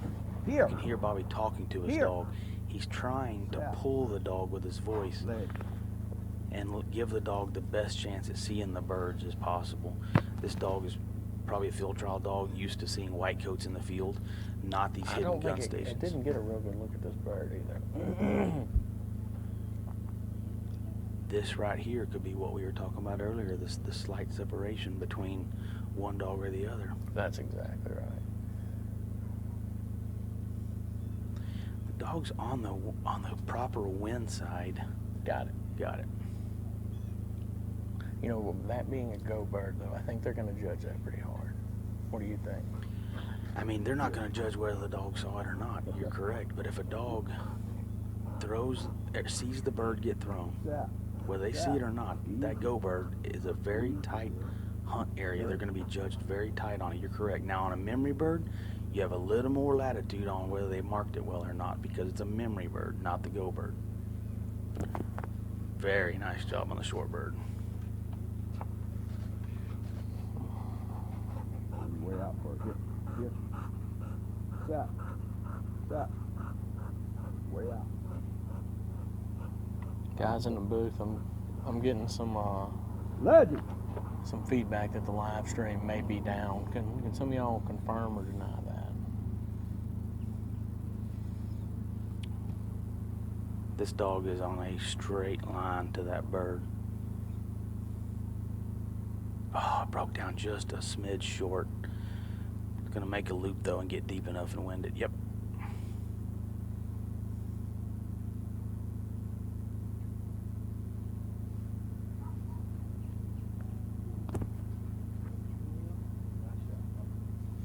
As a handler up there, your job is to watch where every bird landed as well. You've got to know where the bird landed so you know where to send them. If you got a short throw, if you got a long throw, and if you have to handle, you have to know where you're casting them to. If you handle them to the wrong spot, I've watched numerous handlers in events think their bird was where everybody else's landed and start handling the dog and handle them in the wrong spot and just blew up basically. Had a lot of points that they shouldn't have had if they had watched that bird. Thank you. That was a good job by Bobby and Legend. Get to the 12. Yeah, and that is a tough thing. You know what I mean? When you're at the line, there's so much to focus on. You're trying to watch the dog and know whether it saw the bird, make sure it's looking at the bird, and mark the bird yourself. Sometimes you get confused. Here.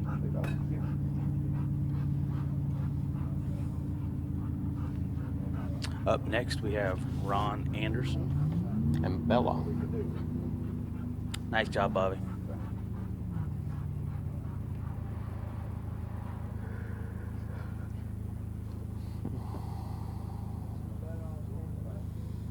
We are waiting for the blind to be planted, and then Ron will be up.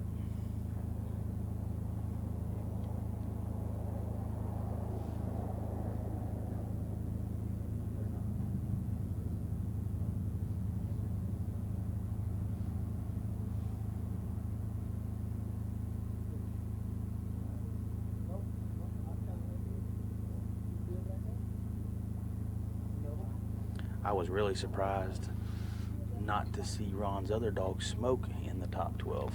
Yeah, man.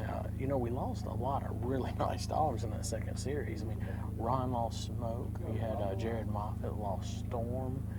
Randy Price lost Those are some really nice dogs. That's right. I mean, Randy's experienced the handlers you'd want to have. Smoke was such a nice dog that Ron was running him in the open against the other professionals, which as an amateur, that takes a big backbone, and that takes a good dog to be able to do that. Yes, it does. Yes, it does.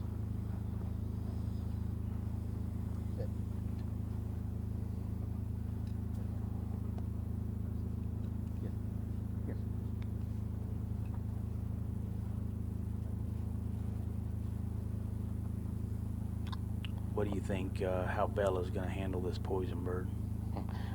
Bella handles like a machine, so I will be very surprised if this bothers her.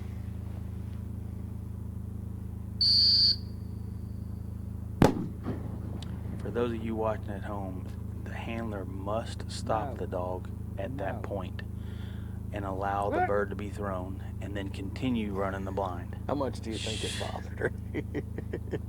She said, "Are you kidding me? That ain't nothing. I got this." She's entering the water. No refusals that I've seen. What are we at, one whistle? I believe so. There's going to be a span here where we cannot see She's her. going to come out right of the blind. There she is.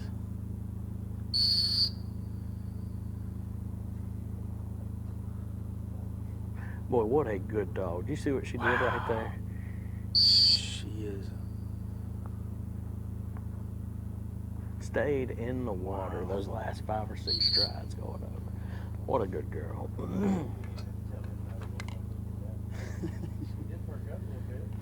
I know, makes me look. Ron is from Louisiana.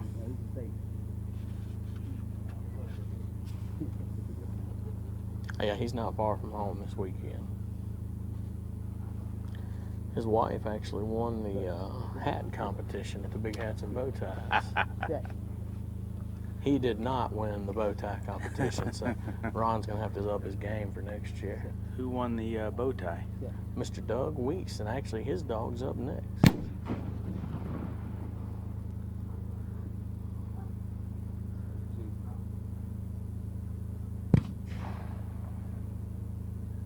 Great line manners. She's just sitting there calm, cool, and collective watching these birds.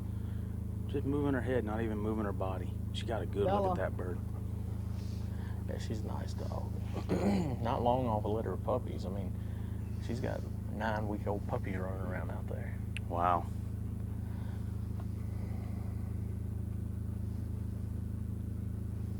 Nice job.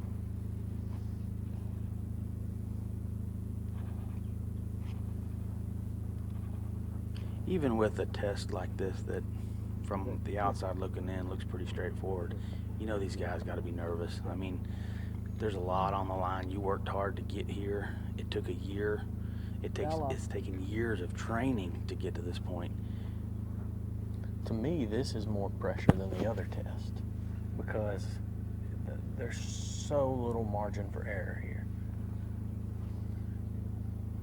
And you've worked hard after 4 series. Good.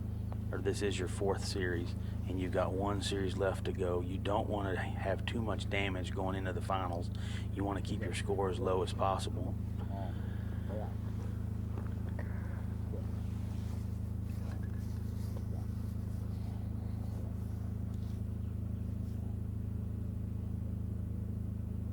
She's looking solid. Looked right out there like she knew exactly where it was. Yeah, she did. She's on a great line to that bird. Oh. The wind's blowing right to left, and we see her starting to fade to the left a little bit. I wonder if... Oh, look at that little correction right there. Oh. You got to wonder, now you said 9 weeks out from puppies, so she's probably not in top form, top condition. Maybe the wind is a little factor right here at the end on the last bird. I think you're exactly right. You know, you asked me about the conditioning and the heat and all, and I think that's what we're coming into play. We saw Jeter, you know, very uncharacteristically not take water earlier, and now we're seeing Bella a little twisted up here on this marsh. She winded that bird from the other side of the gun station 30 yards away. Yes. That dog has got a nose.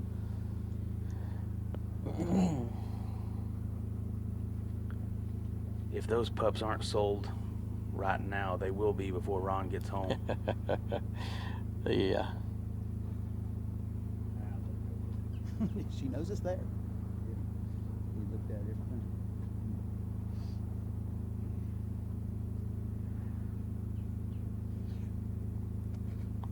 You got to think, from all the amateurs running this, that was probably the best score we've had.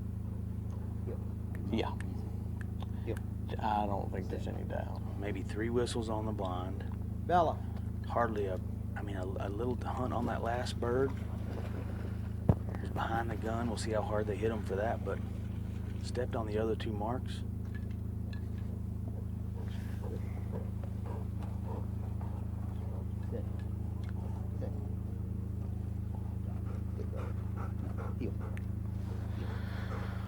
Heel. Thank you, guys.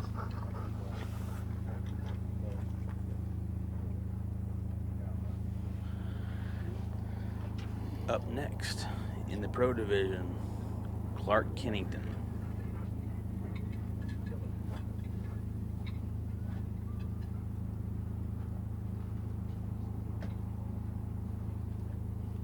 Clark's coming to line with Stroker. I have competed against Stroker many times. A very consistent dog. You're not going to rattle him, and you're sure not going to rattle Clark. Yeah, I've got to think this is right up Stroker's alley. Pretty straightforward marking test. He's a great marking dog. I just don't see this poison bird tempting him a whole lot. Not at all. I don't think you're going to get Stroker with this.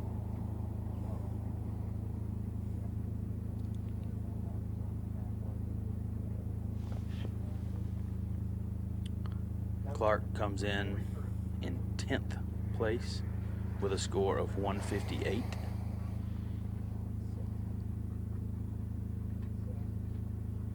He did really well in the first series with a score of 22. A 91 in the second series and a 45 in the third. So All right, here we go. he is 60 points out from first. He as well needs to make a big move to make the top 6. This might be the test for Stroker to be able to do that. Here.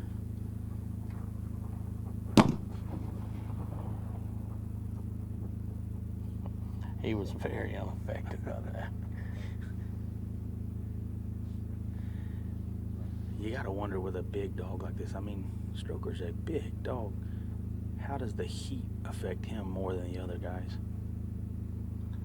I don't know that.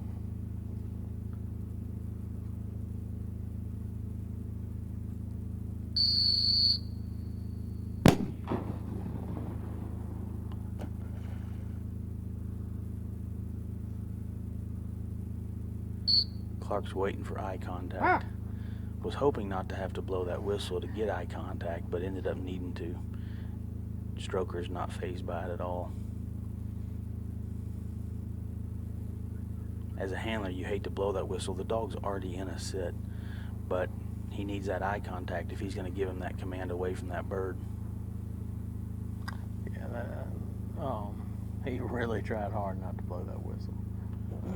Now, it's hard to see the dog from here, but judging by the ripples, he looks left.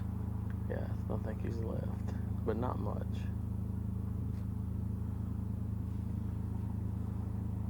Oh, there he is on the right. Oh, Wow. got his bird. Very nice.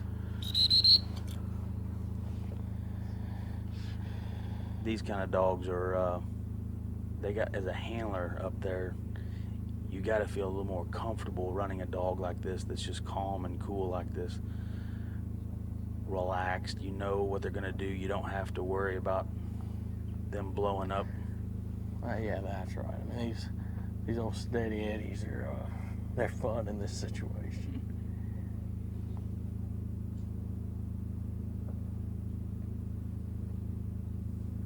You know, earlier the wind was blowing and some dogs were having trouble with this bird floating off over here in the pond where they couldn't see it, and now Stroker's just floating out there like a booger in a baked potato.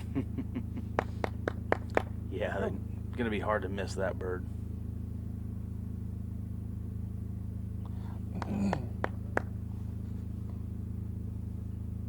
For a big dog, Stroker knows how to pace himself. That's nice.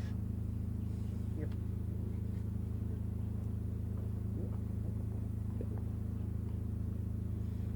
You don't see a lot of dogs this big in the competition. Dude was probably the one that comes to mind. The next biggest one that I remember.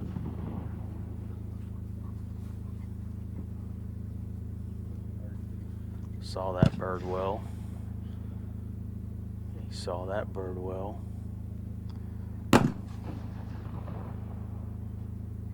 Got a good look at that one as well.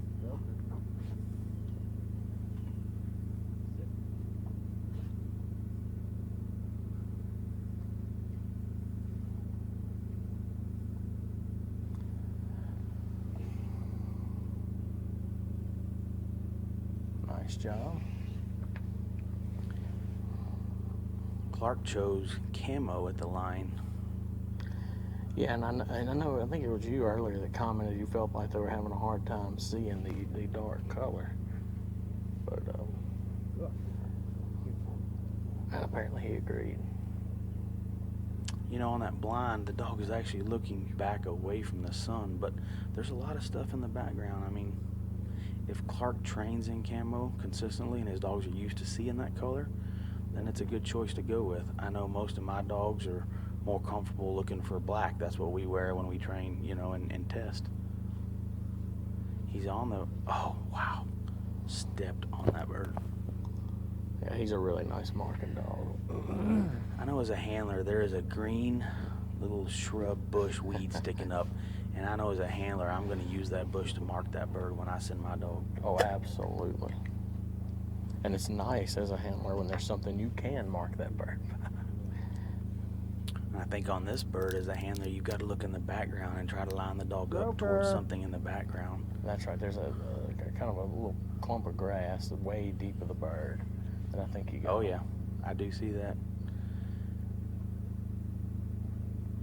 Stroker is a little to the right of this bird. Let's see if he peels back in as he, yep, starting to make a smart move towards the gunner station. But he's on the upwind side of the bird. Let's see what he does.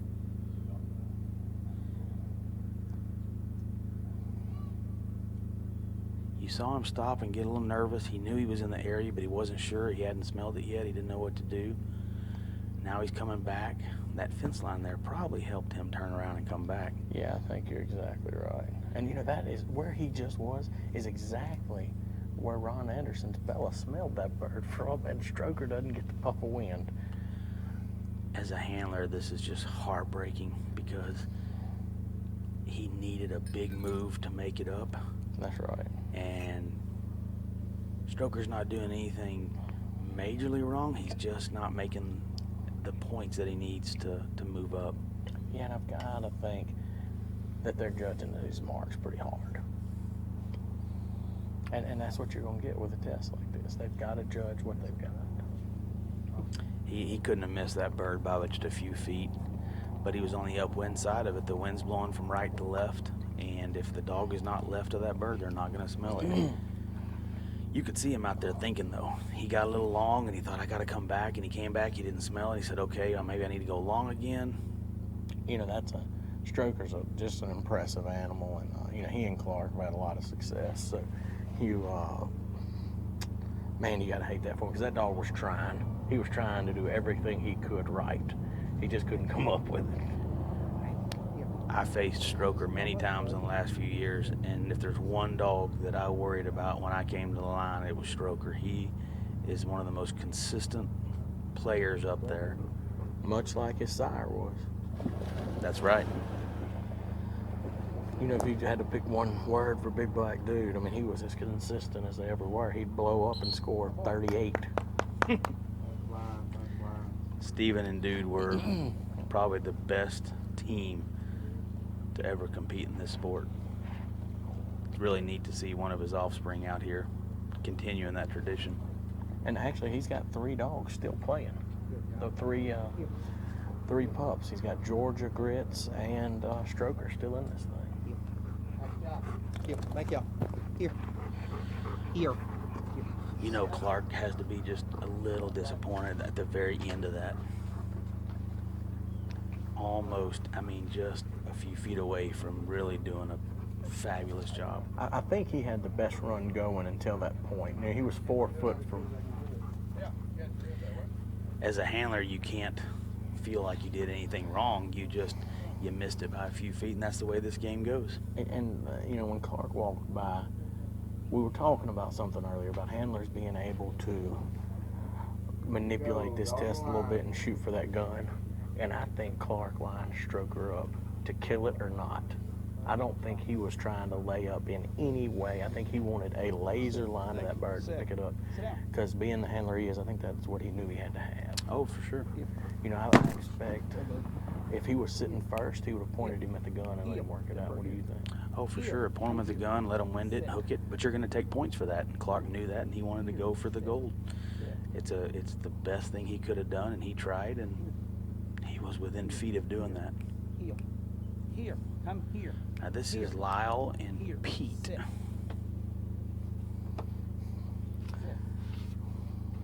Ah! I don't see many of Lyle's dogs trying to go for that poison bird either, do you? I know, I certainly don't. But it is nice to see Lyle running a yellow dog. Ah! Ah! Boy, you can see the confusion in the dog's mind. They don't know what just happened.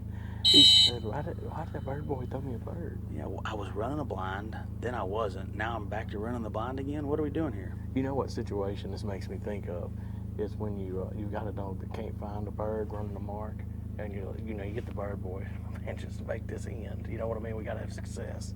And the bird boy goes out there and helps them, and you wonder if that doesn't flash into some of these dogs' minds. We just don't, the way they've presented this poison bird in this series, we don't see this a lot. And so we try to train for everything, expect the unexpected. But we don't train on this particular concept very often. I don't know about the other pros, but this is not something that we see very often. That's the brilliance of the Super Retriever series. You've got to have a dog that can handle absolutely anything.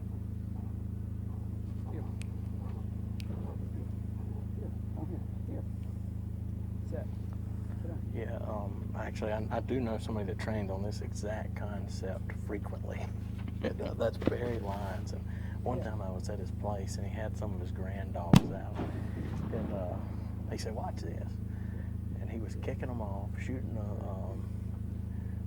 mark, and then in route just like this, running a blind, and then he turned around and looked at me. He said, "You hadn't seen that before, have you?" I said, "Well, Barry, I hadn't seen that before." He said, "Well, can you think of anything that's more suction than a bird going down?" You train them to have that high intensity, high desire, and then all of a sudden you've got to pull the rug out of them and from under them and say, "Okay, now I want you still to be under control." Now, Pete's the wind has died, and I don't think that's going to help any on these marks. It is warm, humid, and very little wind right now. It's not a great time to run. With these wind dying, it feels to me like it's 10 degrees hotter than it was 20 minutes ago, and it was miserable 20 minutes ago. Now, Pete's registered name is Sick'em on a Chicken. Interesting name. Master Hunter, Master National Retriever, and qualified all age. Owner is David Eaton from Gower, Missouri. Doing a nice job. I think that was a smart move on Lyle's part to send him on the left side of that bird. You got to send them left of that little bush for them to be able to wind it and hook in there. If you send them right, I think a few dogs have done that, and they miss it, and they have to hunt and come back, and you're going to rack up a few points there. And also, I mean, sending them right, you take a chance. The closer you send them to that exposed gun in the field, you're flirting with danger. That's right. That's right. Now he looks like he knows exactly where he's going, and Lyle didn't take much time lining him up, so Lyle believes that he knows exactly where this bird is, and from the line he's running right now, he's in very good position.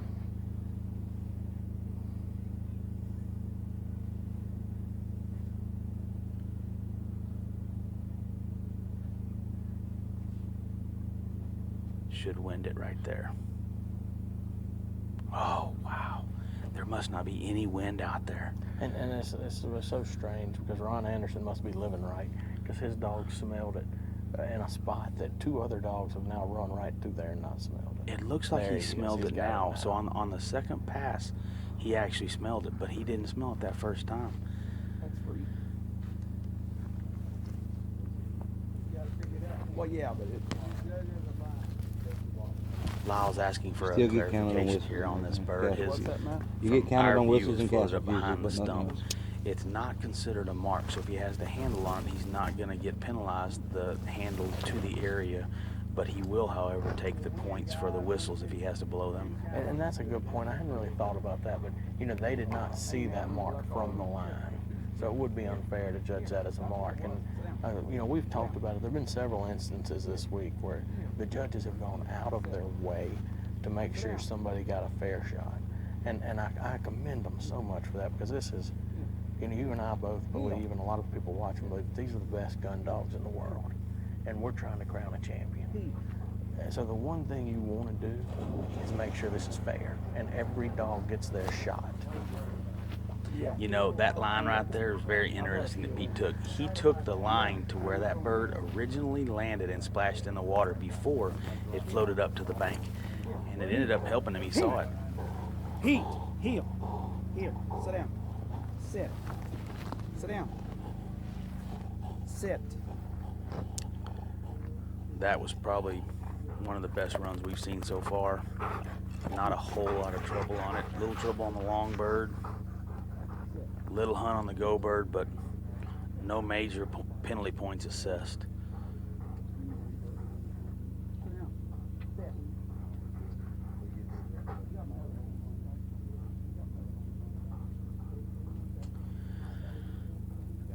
Next we have Stephen Durrance with Mason and a score of 155, 2 points better than Lyle and Pete. There's not a whole lot of breathing room up here. These handlers and dogs are very close in points.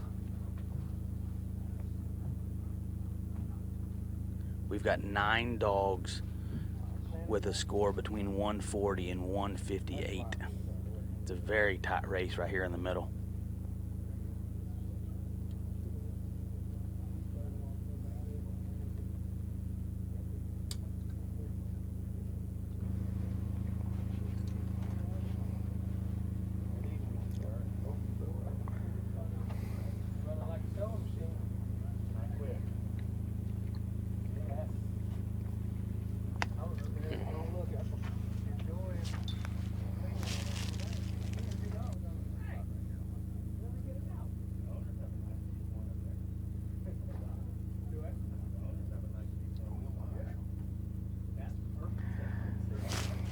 Brody, I want you to look over here to our left. I don't know if the camera's showing this to y'all or not, but there is a dock that this landowner has, and the spectators are actually sitting on this dock. It's got a nice shade built on it. Yeah, and when a dog finishes, you'll hear everybody cheering from over there. That's a great situation we got going on right here. I like that. That is front row seating right there. Beautiful shade they got. They got everything right there. A little breeze off the water. I think I see my wife over there, my son. That looks like a good time. A good dog trainer knows how to find the shade. Yes. If you pull up to a field and you can't find your trainer, look for a tree.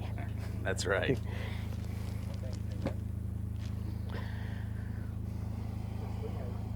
Unless it's Stephen Durrance, and he's got a little shade for the back of his neck that he keeps full time. You gotta wonder, a few of these dogs from up north, how they're handling these heat conditions. I know for us in Texas, we have faced this heat for the last few months and have had no break from it. But you wonder some of these dogs from up north, how they're adjusting to it. Yeah, now I would say, I mean, obviously Mississippi is hot, but it's a little warmer today, and a little warmer this week than you would normally see this time of year. I usually put on a sporting clay shoot the second weekend of September. Our church puts it on, and I help, and it seems like about then you always get a little cool snap, and you know, it sticks, but boy, we hadn't had it this year. Next up, we've got Stephen Durrance and Mason. Mason is a dude puppy, is that correct? He's a Bobo puppy. Bobo, I remember Bobo. I figured you would.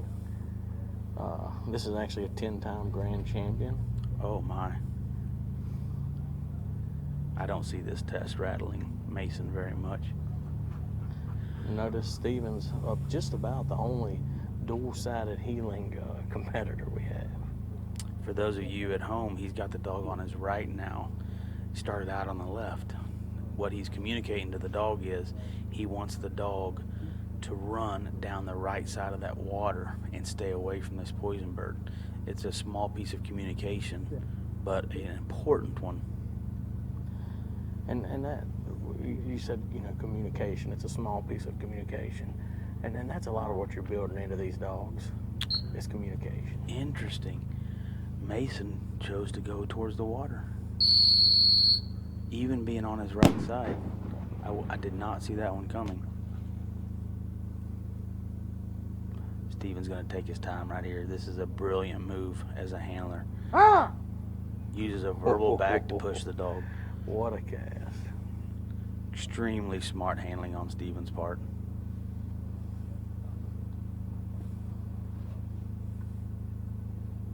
You got to trust that your dog's going to sit there with that poison bird in their face like that too. But did you see the dog's eyes? After about a 2 count, they shifted to Steven, and he kept the dog's eyes for probably another 2 or 3 count, wouldn't you say? You know, I think this is the problem that most people get into at home, and I see it a lot of times when people come and train with us.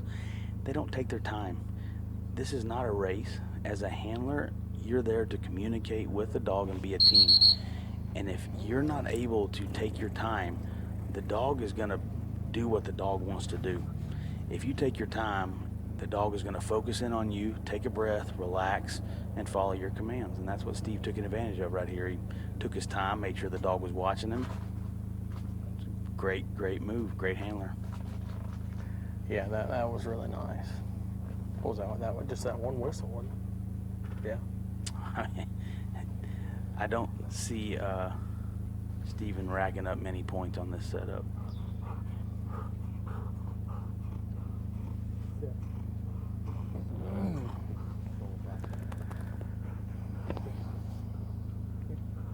Set.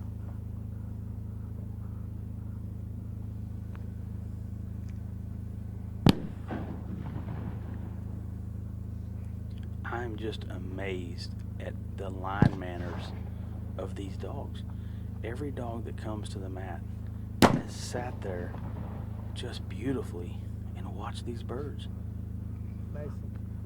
I mean, that's what a hunting dog should do, right? That's exactly right. Now, I don't know if you can tell at home, but it is a generous swing from the middle bird to the right bird. And where we're sitting and where the dogs are, it's a really loud echo when that gun goes off. The pop is from the right, but the echo comes off the trees out in front of us, which makes the dog want to swing out to the middle. That's right. A little bit of a hunt on that bird. It's got to be the lack of wind we have right now. Yeah, I mean, so. Dogs were having no trouble on that earlier. I mean, that's just the conditions change, the weather conditions change. We've had it happen to us before. Dogs are doing really well, and they start to struggle, and you can't change the weather. No, you can't. Put them on the left side of this bird, should wind it.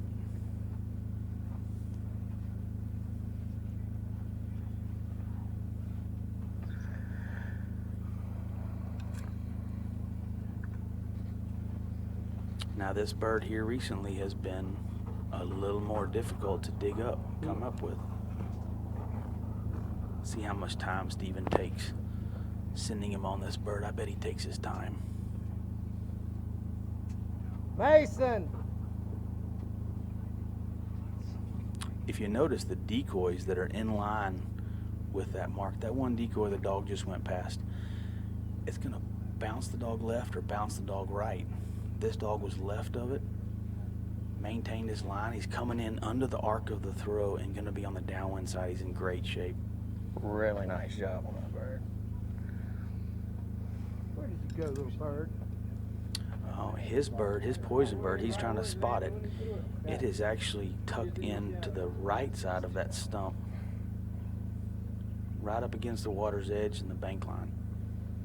You hate as a handler to have to blow a whistle on this bird, even though it's a diversion bird and it doesn't cost you too many points. 2 points could mean the difference between 6th and 7th. Yeah, and this bird right here,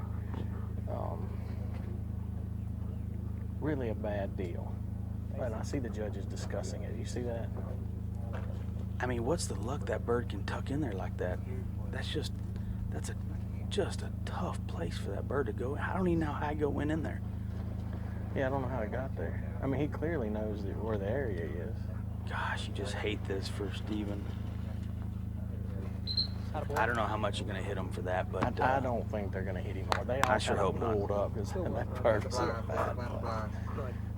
I sure hope not, because there's not been a dog ran yet where that bird was right there. That was under the shadow of that log, not in a good place to smell it, to see it, anything.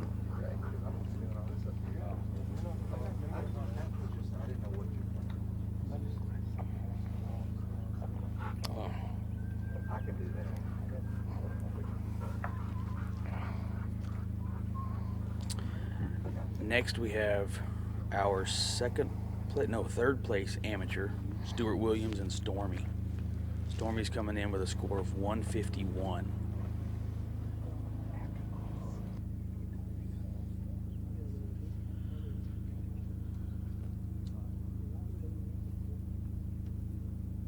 We have 10 dogs left to run this fourth series. 10 dogs left.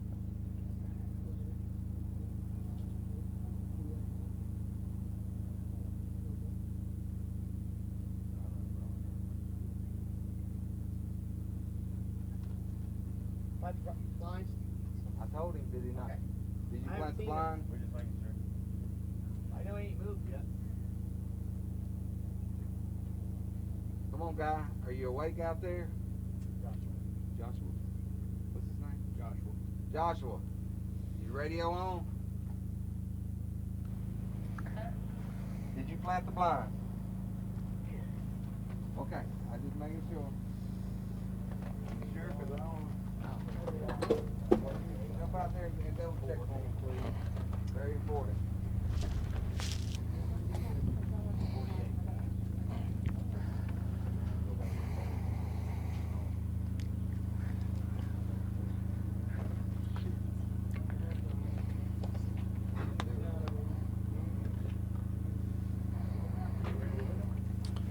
Small logistic issue, just making sure the blind is planted. You hate for a handler to get up there and not have a bird down on the blind. We've all had it happen to us before. You just hope it's not at the Crown Championship. That's right. Good? We are planted and ready to go. And honestly, that's another situation this makes me think of. You know, the dog, there's not a bird down when your dog runs the blind and the blind planter tosses him one. You know, that just changes everything. It rattles the dog, it rattles you as a handler. But it happens. That's exactly right. Go, dog the line. I think we can all say it's happened to us at one time or before. Okay, Stuart's coming up with Stormy. We've got some scores here I don't know if we've covered. Peerless and Luke had a 43. Grits and Larry had a 54. Jeff and Jasmine had a 50. Stuart and Casper a 41. Glenn and Maggie a 58. And then we had the rest of those.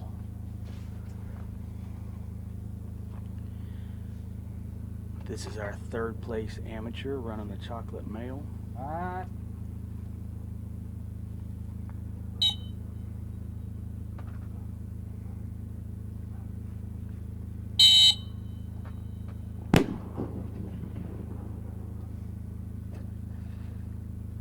See if Stormy gives him that eye Wow. contact. Wow. Folks, you don't know how hard that Wow. cast is to get back home. That takes a lot of practice. Now let's see if Stormy is land eye dominant. I think Stormy was going to get in the water before he saw what the cast was. What do you think? Do you see him lean that way? He said, I know what's next. I got to get wet.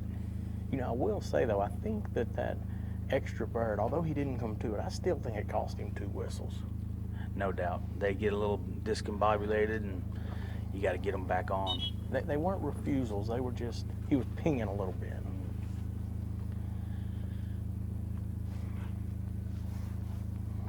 And another chocolate male representing the chocolates.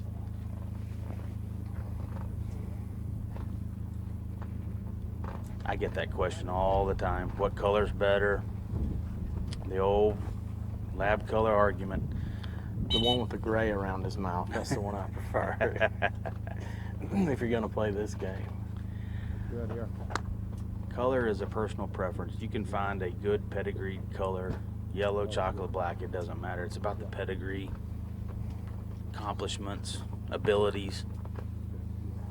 The only time color really comes into play is if it's hot outside, sun shining. Obviously a black dog is going to get hotter than a yellow dog.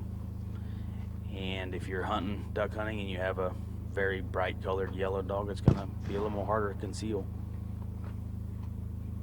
And a lot depends on where you hunt too. Boy, he sits up there nice and pretty, doesn't he? Yeah, I ran this dog in the Grand twice, and he was a blast. The wind has picked up again. That's going to help things, I think.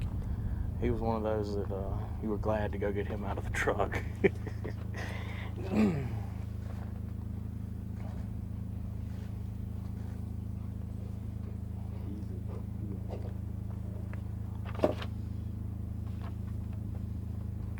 You think that wind helps this short bird or hurts it? That's a good question. I'm fixing to find out. He's in a really good spot. Ooh. Oh, he just stopped short of it.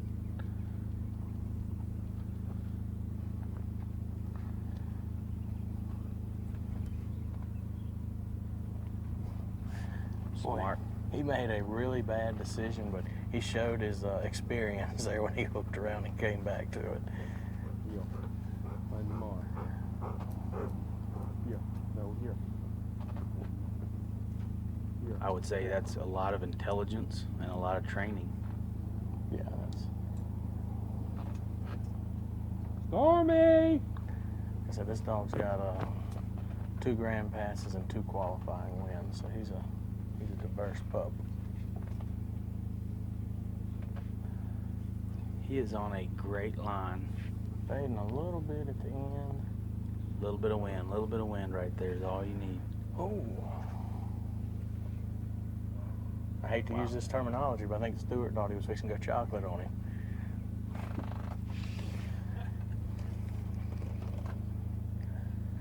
His bird, the wind has now pushed his poison bird out.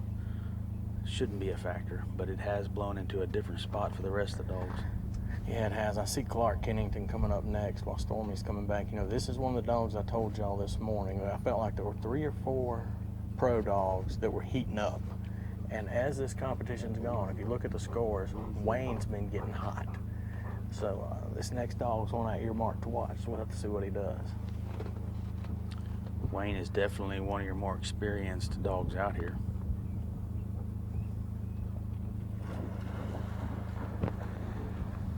Nice job, Stuart. I know he's glad to get that chicken picked up.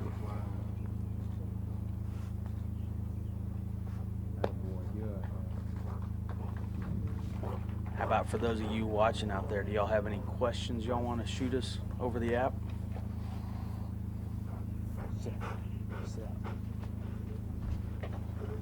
We are on the 4th series of 5, judging the top 12 AMs and top 12 pros.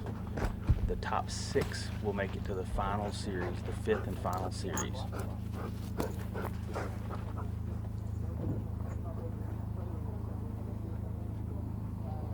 We got Clark Kennington up next.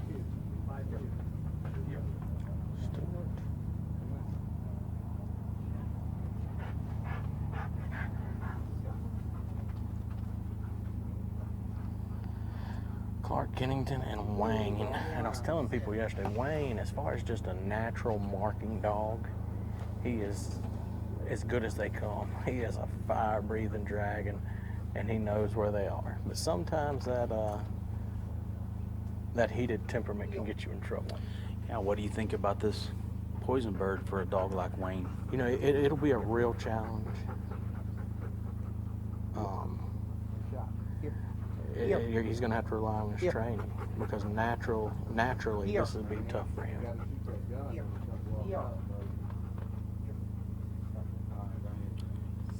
It's been a while since we've seen that poison bird really cause any handlers some grief. We had a few in the beginning, and here I'd say the last 8 or so dogs really have not had any problem. Yeah, I would agree. You can see he's excited coming to the line.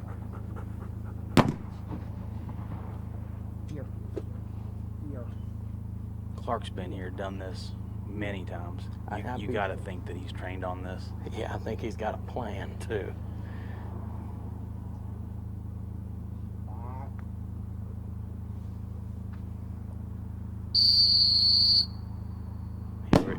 Here we go. See what Wayne's made of.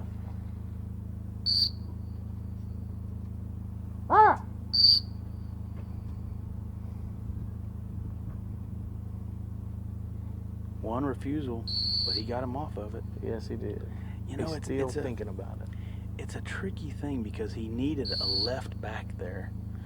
Gave him a left back, but when you give that cast, you're giving that cast on the same side that the poison bird is on, and you're giving that dog just a little bit of opportunity to try and go for that poison bird. You really want to give a right back if at all possible. But we've seen it. This could be. Yeah, there he got the water. Got the water. We've seen handlers give that right back and then get way over there to the right, and it took them 3 or 4 whistles to get back. That's right. That's right. Now, you know, and like I said with Stormy, it was obviously more evident with Wayne, but I think that poison bird affected him the whole blind. Yeah. You can tell it just kind of throws him out of rhythm. That's right. Here. Here. Here. Here. Here. Sit down.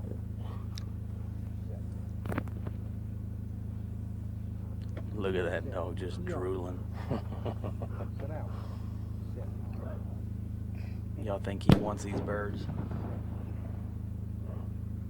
He doesn't care if it's plastic or what you're throwing. He just wants He is all about it. plastic monkeys, and he'd want to go get them.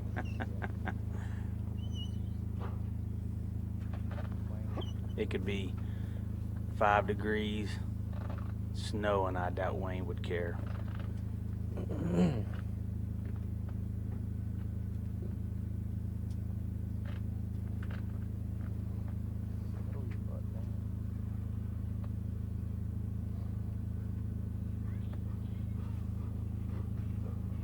Getting any comments over there we need to address? I don't see any, but my live stream app is not loading. I see somebody's comment that says if you go online and go through the internet instead of the app, it's working fine, but sometimes the app is not working. Obviously, look at that mark right there. He just hammered it. Obviously, we're out here away from town, away from good internet connections, so we're doing the best we can with what we got.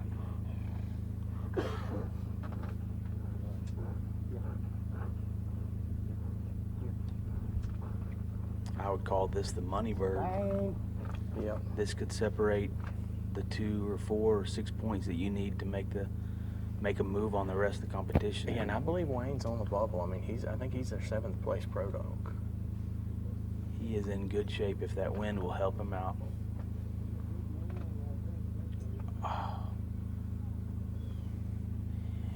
You know, I've seen dogs do this before, and you gotta wonder when they're on that line and they go through the downwind scent of that bird. Sometimes they're exhaling and sometimes they're inhaling. Yeah, and I think too, you know, that's somewhere where all that high drive and extra mannerisms hurts the dog. You know, I mean, you got a dog just running full speed, hard as he can, the whole test, sitting at the line, salivating. I mean, he was winded by the time he went for that bird, and I think that's one of those situations where that works against you. I get that question a lot. People ask me, well, how does a dog find those birds? What is he using, his eyesight or his nose? And I tell people he uses his eyesight to get to the area, and then he needs to kick that nose in. And if that nose doesn't kick in, he's going to have trouble finding it. I think that was a pretty good example. Wayne held a good line to that bird, got to the area of the throw, and then kicked his nose in and winded it. I think you're right. Wayne looks at us like, that's all you got? Give me more. Shoot a flyer, please, shoot a flyer.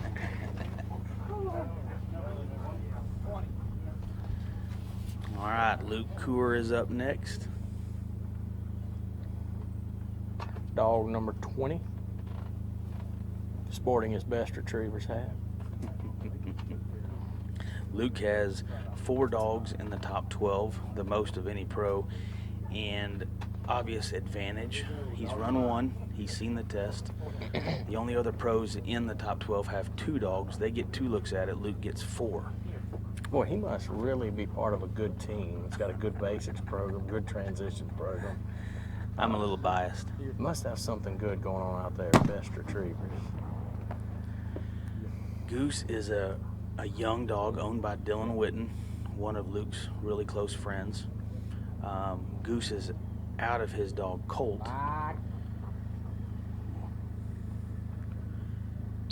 You know, and I train every day with this dog. I've seen Luke and Goose run 1,000 setups. Goose is one of those team player type dogs, you know. He may not be the best marking dog on his whole truck. He may not be the best blind running dog on his whole truck, but Goose is a team player to the end. Yeah, and you know, you look at that right there, and what I think Goose did, I think he was a little confused, and I actually think he said, you know what, I'm confused, and I think the safe thing to do is go get in the water. You're exactly right. Goose was in second after 2 series, slipped back a little bit. I believe he's in 6th now. 1, 2, 3, 4, 5, 6. Correct. He's in 6th place. So what Luke wants to do is not lose much ground. Try to stay in that top 6. What separated he and Clark? Let's see. Goose has a total combination score of 147, and he is tied with Wayne at 147. So they were actually tied for 6th.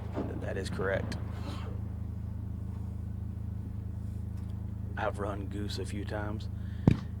He is an extremely tall dog. Now, I would say that on the blind, that I give advantage Goose. Compared to Wayne? Yeah.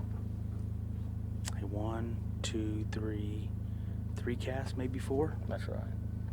No refusals. We train with rubber quite a bit back home. In Texas, because the summers are so hot.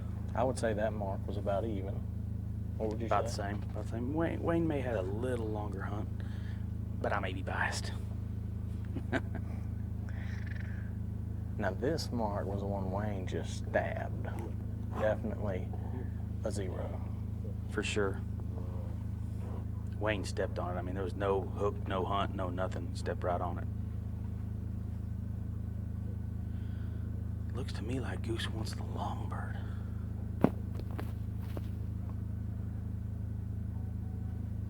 Step. Oh, the wind. The wind is now at our backs. Oh, boy.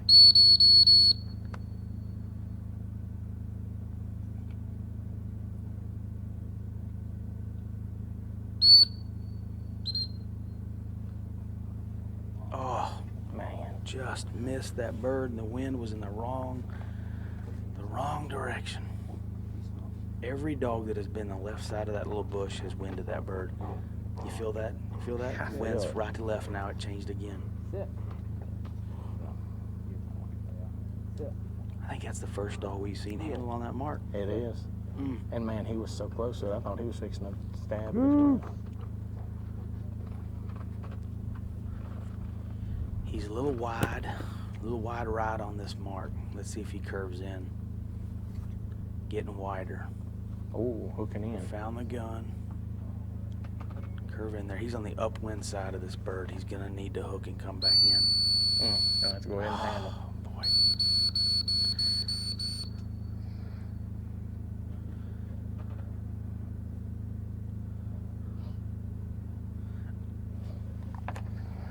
Oh, he popped too.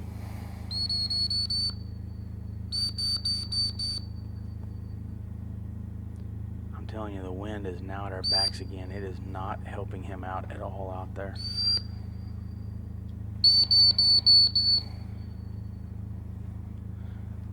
You just feel heartbroken. Just heartbroken to get this far and then have something happen like that to you.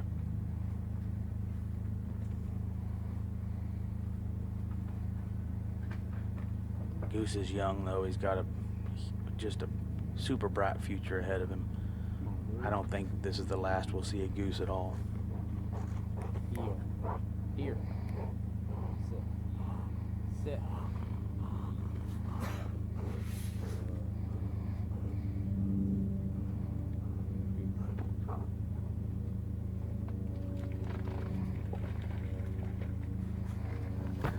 No, I don't think this will be the last you see Goose. I mean, just a little unfortunate twist of events there. Thank you. Here. Went blind, please. Went blind.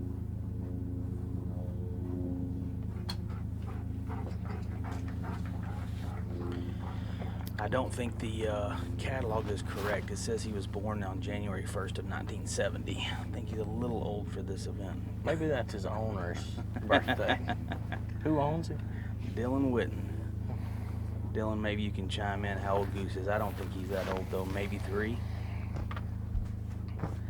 Most of these dogs that are running this event, 5, 6, 7, 8 on up. Matt, can we get some scores?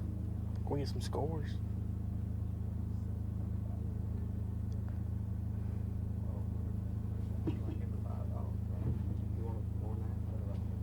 If you can just turn around and give me the... Brain's not working at 3. Judges are having a little bit of discussion on his points while the blind is being planted. That 6 spot's gonna be close.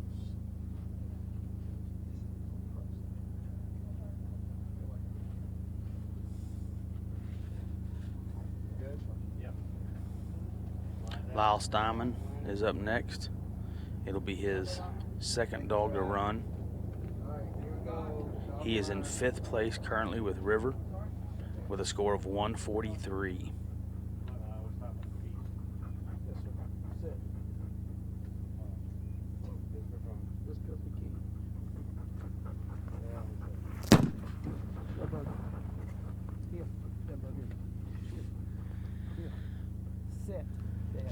I don't see River falling for this very much.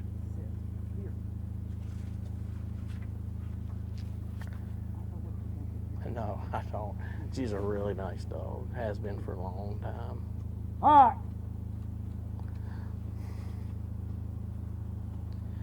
She's a little right. They're not going to throw it just yet. Oh, they are. Ronnie Lee said no, the other 2 said yes, and there goes the bird. Ah! Oh, not even an attempt to try and go for it.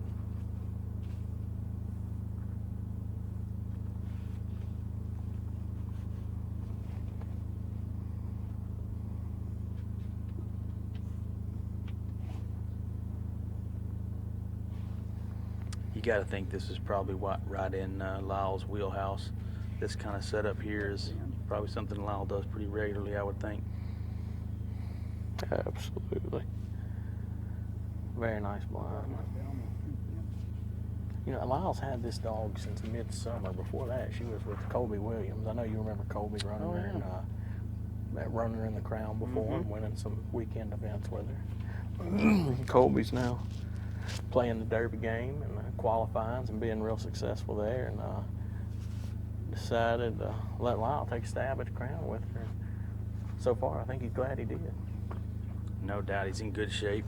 That was one of the better blinds we've seen. Not much damage there. Now we just got to pick up the rest of the chickens.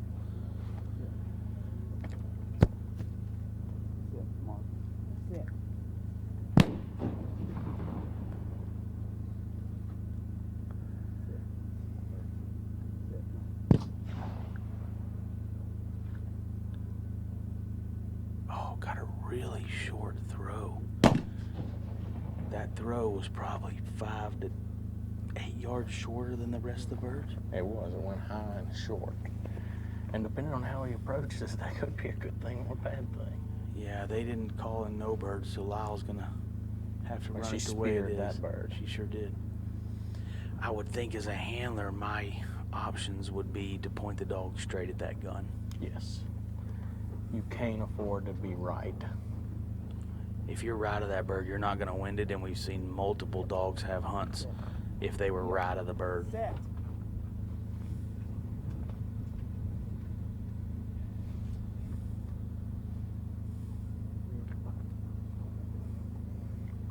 He's got that right to left breeze that we need to win that bird. And I don't think he's going to Bam. need to. He's had 2 extremely good marks.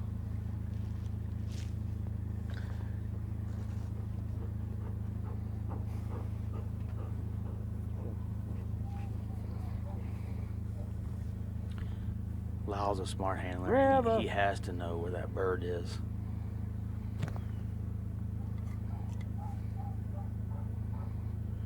And he's put the dog in a perfect position. Great place to be, baby. Great. Man, that is a beeline for that bird. Check. Check. Oh, don't turn right. Don't turn right. Check. Oh, gosh. Come on, River.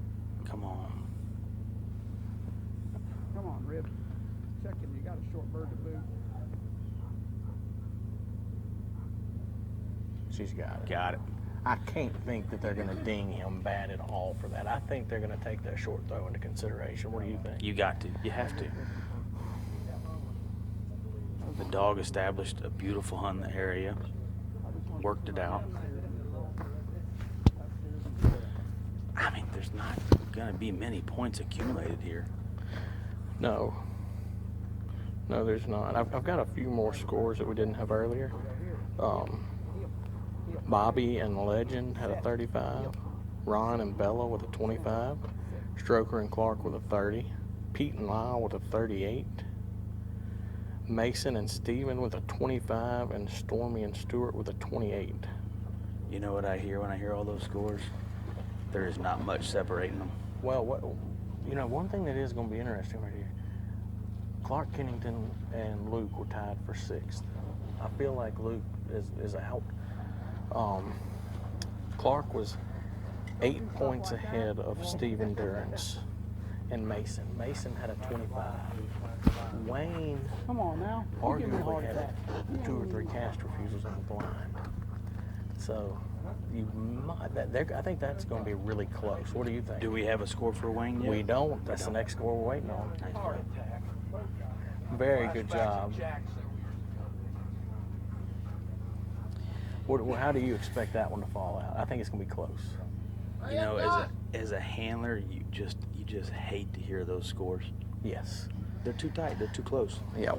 We've got to have bigger points to separate. It's just, God, you work hard to get this far, and then you get a tight test like this where the scores don't separate. It's just heartbreaking. That's right. Yeah, guys, I'm going to walk back up just now to join you, but unfortunately, I was feeling bad when I was saying that earlier today, but right now I'm feeling just a little bit prophetic, and I hate it. I was hoping I'd be wrong. I really was. Here we go, dog line. Next, we have our 2nd place amateur, Robert Jones and Chrissy. This dog was absolutely crushing the first 2 series. Had a score of 28 and then a 27. Not a bad score in the 3rd, 85. Coming in at 2nd place with a total score of 140. Yeah, and this is one of those situations where as a handler, he's got to put that last series out of his mind. I think, you know, watching the dog run, we were all surprised how that last left bird went. You know, he had a big hunt and a big handle, and it cost him a lot of points. Seeing how well the dog ran in the first 2 series, I think we were really surprised to see that happen. Oh, it's definitely surprising. You know, I've been talking about momentum swings, and you hope. Ooh, Wow, a little late on that. I don't know what they said the penalty was for blowing that whistle late, but I think he's late. No What do you bird. think? Ah. He is definitely late in blowing that whistle. And I'm thinking he's getting offline points there too. She might miss the water. Come on, get in that water. Oh gosh. He's gonna bring the dog in to try and keep from getting that 25-point penalty. Now let's talk about that right there. He balled her in. If you were him, would you have let her get another 5 strides to get a little better angle for that cast? I mean, as an amateur, you know your dog. Yeah. He probably knew what it took to get that cast. That's the advantage an amateur has over a professional. You know the dog, you know every step, you know every breath they take, you know everything they eat and they sleep. He knew what he needed to get that dog.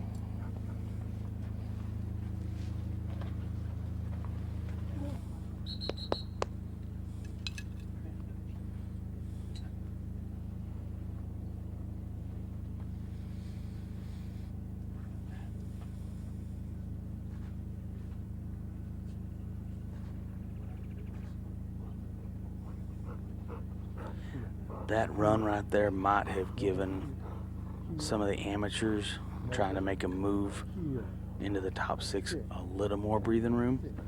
I know Bob is thinking about that right now, and he's thinking, I need to really pick these marks up as clean as possible to keep any more damage from being done and losing any more ground. He's in second place. You just would really hate to see him slip out of the top 6 because of that blind right there.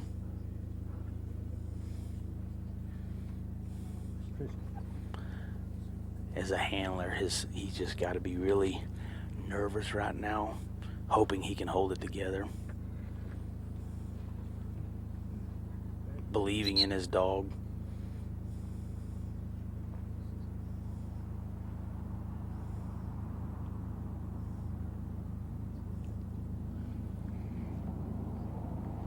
That was a pretty nice job on the go bird. 2 birds left to go.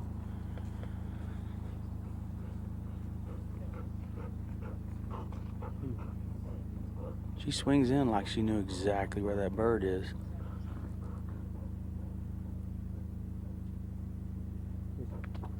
Boy, she locked in on that bird. She has to remember where that bird is.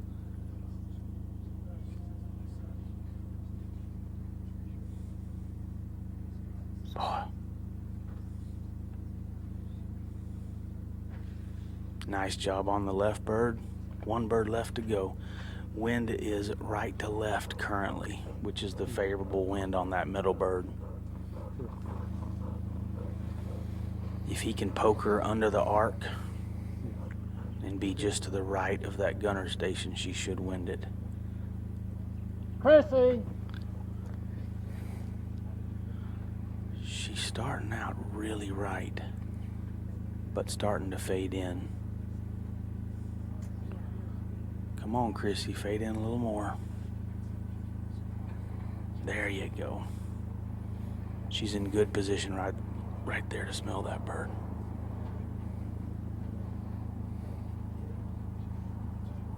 Pow. Good girl.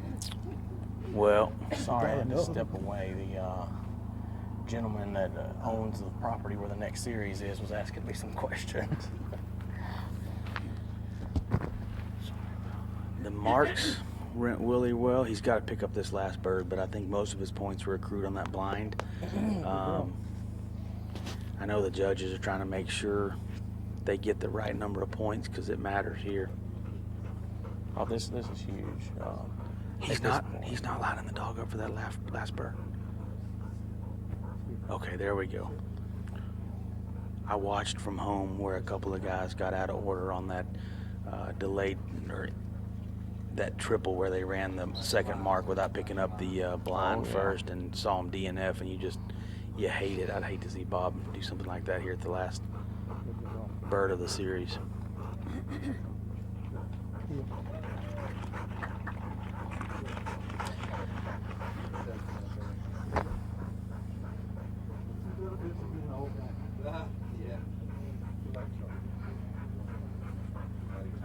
Strong work, Bob. Strong work.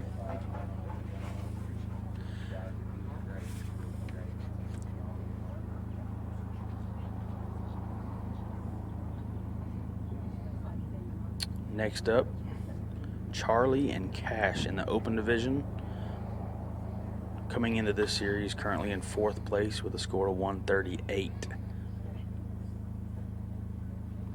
He is 40 points out from first. I just don't see 40 points difference in this series. We have not seen it in the scores up to this point. The scores are all within 10 or 12, 15 points of each other. That's right. You know, you've got to have a dog just be having a bad day. I mean, like Goose. I think Goose clearly can do this work at a very high level.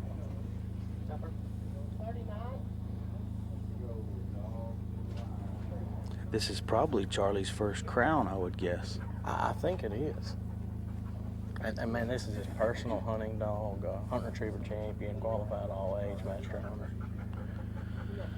Do we think that his lack of experience will affect him here? I mean, you've watched him run 3 series. Does he seem to be pretty collected up there? You know, as a handler, I think he's very collected, but this dog does look pretty hopped up. It does. He looks like if you were going to profile one that might have trouble with this, he fits that profile. And again, he's a little deep. I think he blew the whistle at the right time, but by the time the dog came to a stop, it was a little bit outside of that range. He really needs to get eye contact right here. Really got to get that dog's attention. There he goes.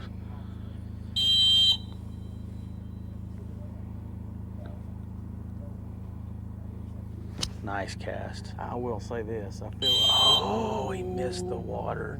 Man. Well, there's the swing we were looking at, you know. Well, a fast dog like that, you know, a fast dog like that, before you know it, they're around that corner and they miss that water and you lose 25 points. How many points did he come in here on? That may make a difference. 138, I think. Yeah. God, 25 points. Oh, man. That's the number of points that we could make the difference. Yeah. That we were wondering. You know, we knew we had Steven and Wayne with Clark right there on the bubble. And this may change the bubble.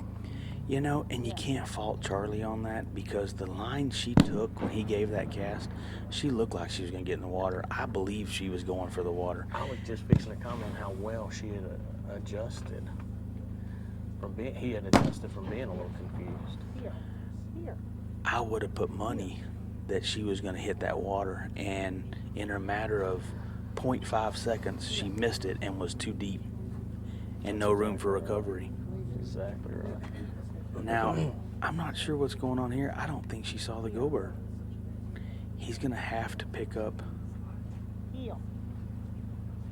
He's going to try and line her up on the go bird.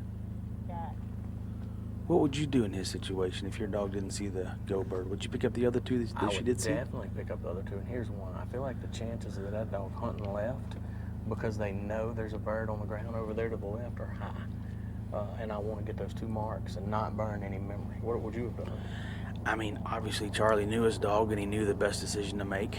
I probably would have picked up the two birds that my dog did see and then poke out there on that right bird and just hope that, you know, it's a catch-22. You pick up these other two birds and your dog's winded and you try to poke them out there for that right bird and the wind's not blowing and they're breathing hard and heavy and they don't smell that bird, you're going to pay the price. Yeah, that's true. I mean, it's working out well for Charlie. He obviously made the right decision. This bird right here, you know, 2 or 4 points on this bird can make a huge difference.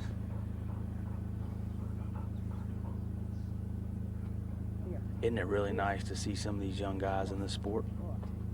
Absolutely. And I mean, they're confident. They feel like they've got the right tools that it takes to be here, and I'm just happy to see that. Confident and competent. Those don't always accompany one another, but in this case they do.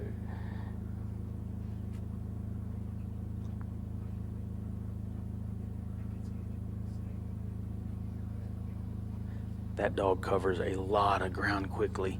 You got to wonder if they hit her a little bit for that hunt on that bird. The dog stayed in the area. You hate to hit him for too much, but the dog did, you know, cover quite a bit of area before it worked it out. The wind, obviously, it's not blowing right now at all. It did not help that dog at all. Yeah, I'd have a hard time dinging him too hard just because the dog knew where the bird was. You know what I mean? It stuck to its area. Now, some of those dogs that were starting on one side of the gun, going to the other, going back, I'd have got a little pencil happy. Look, she's gonna go out there and cool off a little bit. I'm gonna cool off for just a little bit. I'll be right back. Oh, that feels so good. And that is a very deep pond. I saw it when they were digging it, and I bet it is cool. He's not swimming around out there because it feels like a sauna. You know, Charlie's got to be a little disappointed that he missed that water, but I mean, overall, other than that was a pretty nice run. Man, I think our 5th, 6th, and 7th place dogs are going to be stacked in there pretty tight. What about yourself? For sure. Up next, while they're planting the blind, our next dog of the line is Luke Coor in the professional division with Bang, owned by Ernie D'Antoni. Bang comes to the line with 132 points from the previous 3 series. He is 34 points out from first and has a 6-point lead on Charlie. So here's where that 25 points might come into play. That's exactly right. If Luke can hit the water and avoid the penalty that Charlie took, it might be all the difference in the world to make even better move towards the top. That's right. Here. You know, and obviously Luke and I train together, and I've seen Bang run. This could be a little bit of a challenge for Bang. He's a big go-getter. But we do this quite a bit, so it'll be interesting to see, is Bang going to be the team player today? That's where you want to be.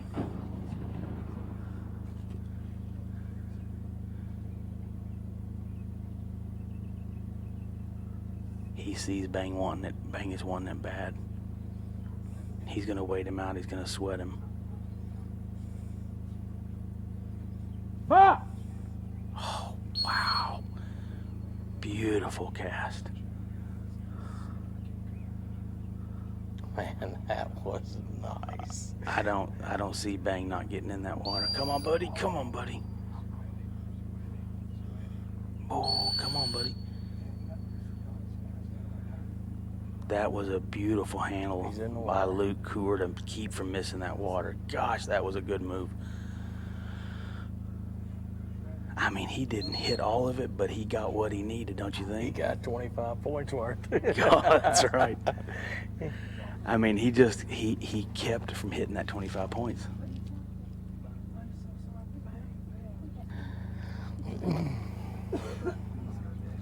Man, whoever taught Luke what he knows, they pretty good teacher.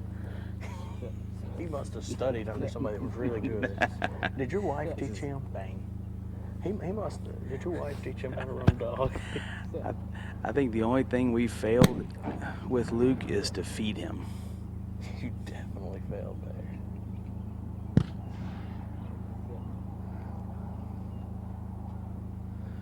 there. Boy, he's a go-getter up there, isn't he?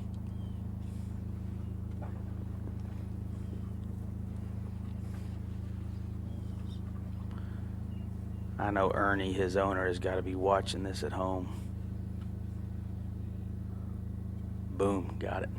It's a shame. Ernie will have to come for big hats and bow ties next time, too. I'm surprised I didn't see a best retriever bow tie. I'm just glad that I missed that opportunity. I mean, just wish I could have been here. I mean,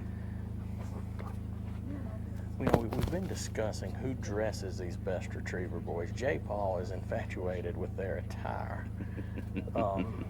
He gives your wife a lot of credit for keeping Luke and Dakota looking sharp. Now, he has not said that you normally look sharp, but he did compliment them. There may still be a little bit too much competition there between you and him for him to go out on that limb too far.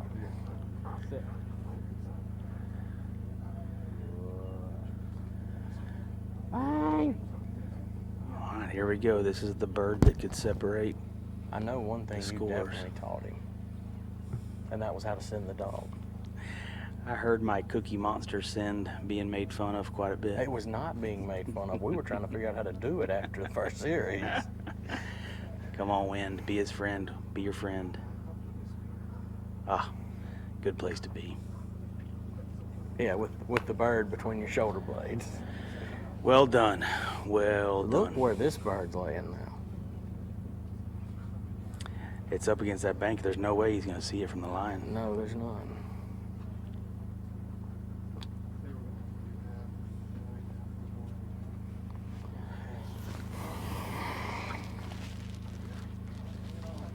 Good pull.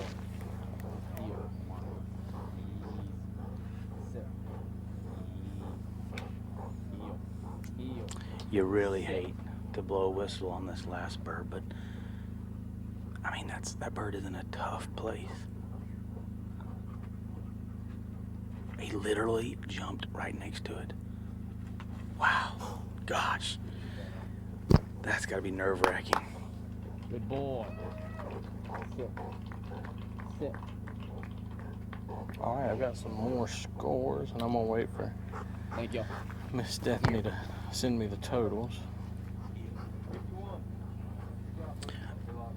Up next is our first place amateur with a score currently of 124. Mike Gibson and Trig. Boy, Jeter started getting old and looking at retirement, and Mike just said, I'll plug another one in. And here he is. Yeah, it's Trig's the young and up-and-comer. Go. Go to the line. Good luck.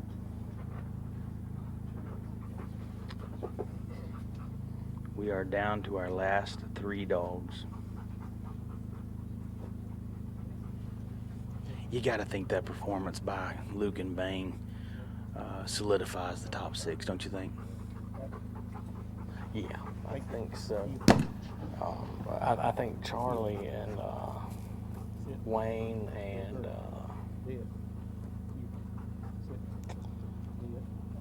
Steven are still, Clark and Steven are still right there tight at the end of it. But yeah, Right there hovering around the top 6, 6th place. Back.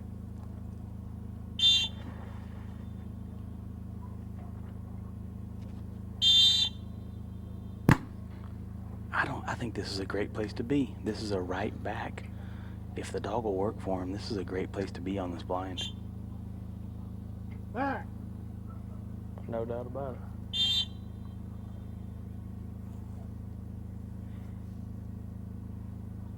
Every cast he's given, he's had to tell him, don't go get in the water just yet. That's right. The dog has stayed in the water and made multiple attempts to be in the water.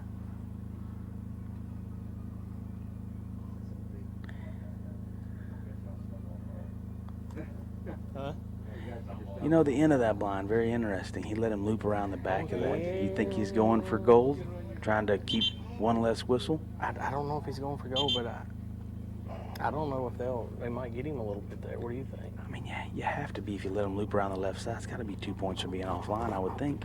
Yeah, and I mean, he was way right and then just hooked left in front of it and came around, kind of did a little figure 8 there. I would definitely give some points if I were judge. As a handler, you don't know where the points get accumulated, but knowledge and experience, you have to think he took a little hit there. Not much, just a little bit.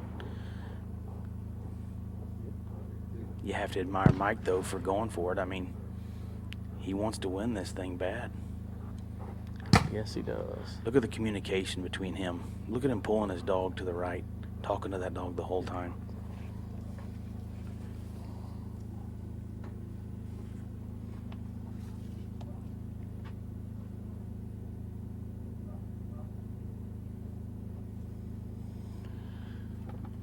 Again, the wind has just died right here. There's no wind helping him right now.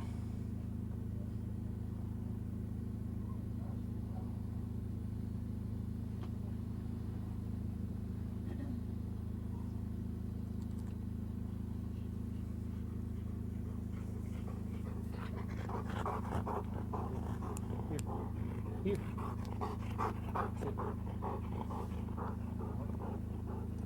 And we are going to see a shift here. It looks like Charlie and Cash, if everything stays the same above them, are going to be out. 1, 2, 3, 4, 5. And Steven and Mason may get in the 6th place spot. Wow. And Clark and Wayne to be in as well. Mason had a good run.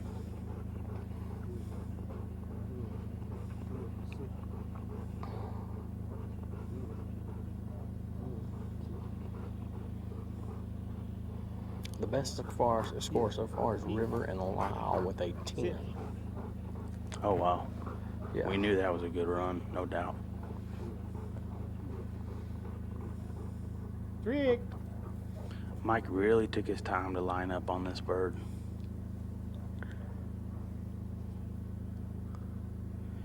wind right now is at our back, which means he's not, unless he steps on this bird, wind's not going to help him right now. And he, ooh, I thought he was going to Oh, come on, wind. Help him out. That dog went right to the area and established a great hunt for that bird. And without a breeze right now, I mean, come on, there's no doubt that dog knew exactly where that bird was. Exactly.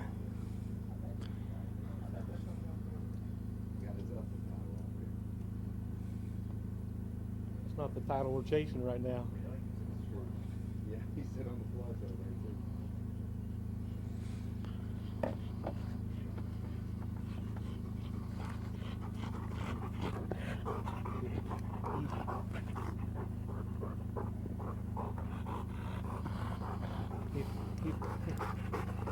Sit. Down to the detail, Mike is going to take as much time as he needs to send to this short bird. He does not want to waste not a single whistle. Well done. He definitely maintains his lead. Here. I don't see where you're going to lose many points there.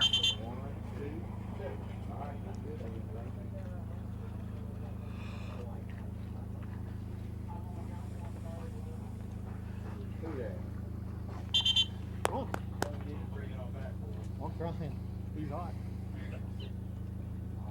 Alright, after this next dog, come in and we'll meet you with one, okay? 2 dogs left to remain, both professionals. Stuart and Durance will be up next with Georgia, coming in with a score of 116, 18 We gotta points get out this from thing in here. first. Get your lead and run like heck, buddy. Thank you, guys. Thank you.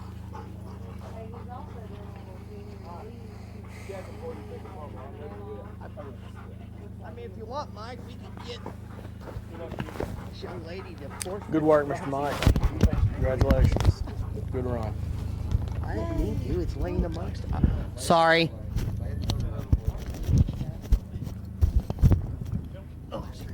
What has been our best amateur score as of yet? I believe it was Stuart Williams with a 25, and Ron may have had a 25 as well. Stuart had a 28, and Ron and Bella had a 25. It was Ron and Bella with a 25 is our best amateur score. 25 is our best amateur score, and 10 is our best professional score. That's right.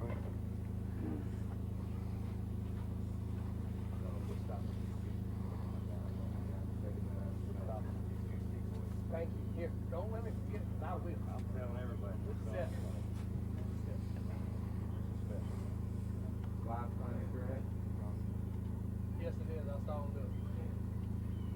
Alright, sit down. Alright, here we go, dog. All right, coming to the line, Stuart Durance in Georgia.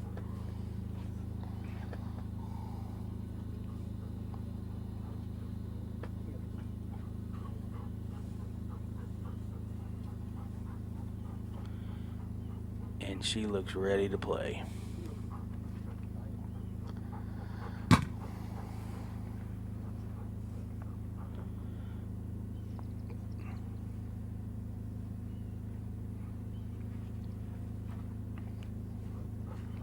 Bringing her around to his right side, just like he did Mason.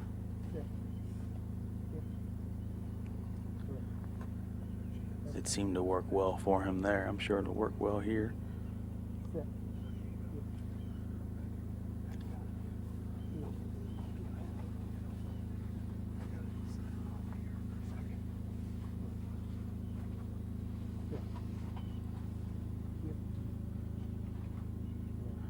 Steven's really taking his time, lining her up.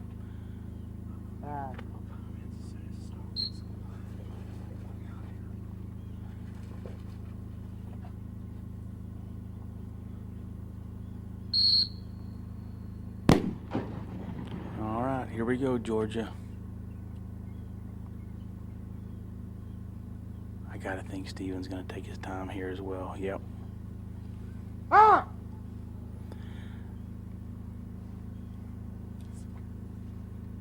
That was a good cast. Did you notice a small little thing there? Did you notice where Steven said back before he put his hand up? I did. You want to make sure that that's the first thing the dog hears is back, that I want you to get away from that poison bird. Yeah, that was a really nice job of handling. I'll tell you something else I noticed. When George's front feet hit that water, all three judges picked up their pencils and wrote on the initial line. So I'm thinking there's a pretty good penalty. And looking at Steven's score with Mason, you know, he got him at 25, but he one whistled the blind and hit all the bars pretty hard. And he did the same thing. Went in the water first. I'm thinking that there's a good substantial penalty for hitting that water. For hitting that water early. You hate it because you teach a dog its whole life, if you see water, get in it. That's right. But this is going to test the dog's ability to work with the handler and say, not this time. I don't want you getting in just yet. Get in down there.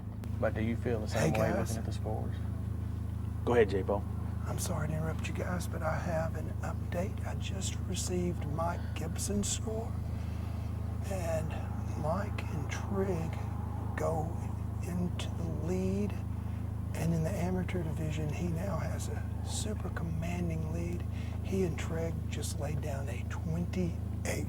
Wow. So with that score, Yeah. not sure who's in second right now. I'm fixing to go find out from Robert Truck. is going to be sitting with Chrissy on a 178, and Stuart Williams 1 point behind with a 179. And what will the And Ron Henderson 183. and what will the 4 series total be for Trig? What'd you say he had a 28? A 28. He came into this with 124, so that'll put him at 152. So he will have a 26-point lead. Pretty significant. Got a lot that he can give up. What did he come in here with? A 152. His lead actually, the space between him and Stewart didn't grow any. They scored the same thing. 28s. Right. Ron Anderson caught up 3 points, but he built his lead between the next dog. Gotcha. Chrissy was closer to him.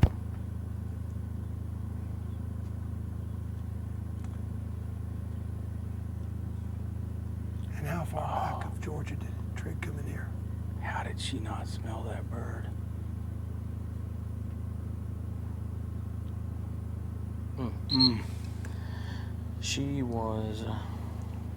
He was 8 points behind Georgia.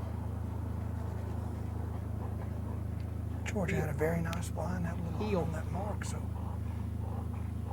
it's conceivable he'll make up a little bit of ground here. That's right. Georgia! Fire's still got a pretty commanding lead and several points to burn. It's a good line to be on. Rhodey said no, fire doesn't. Maybe that's what he's doing. Maybe when Luke gets big penalties, he doesn't get to eat. I hear you. Wow. Have we identified our 6 Very nice amateurs mark. moving forward? I have not. That was a great long bird.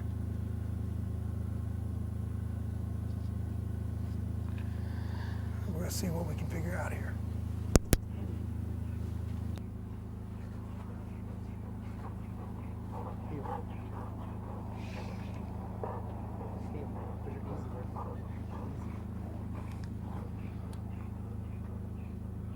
Well, there's no doubt that Georgia belongs in the top 6. Just a smashing run. Yeah, that's a nice dog right there.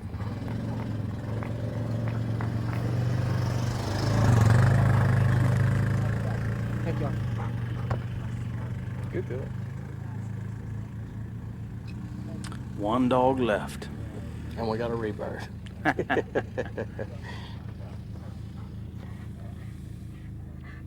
You know, that run put some pressure on Luke.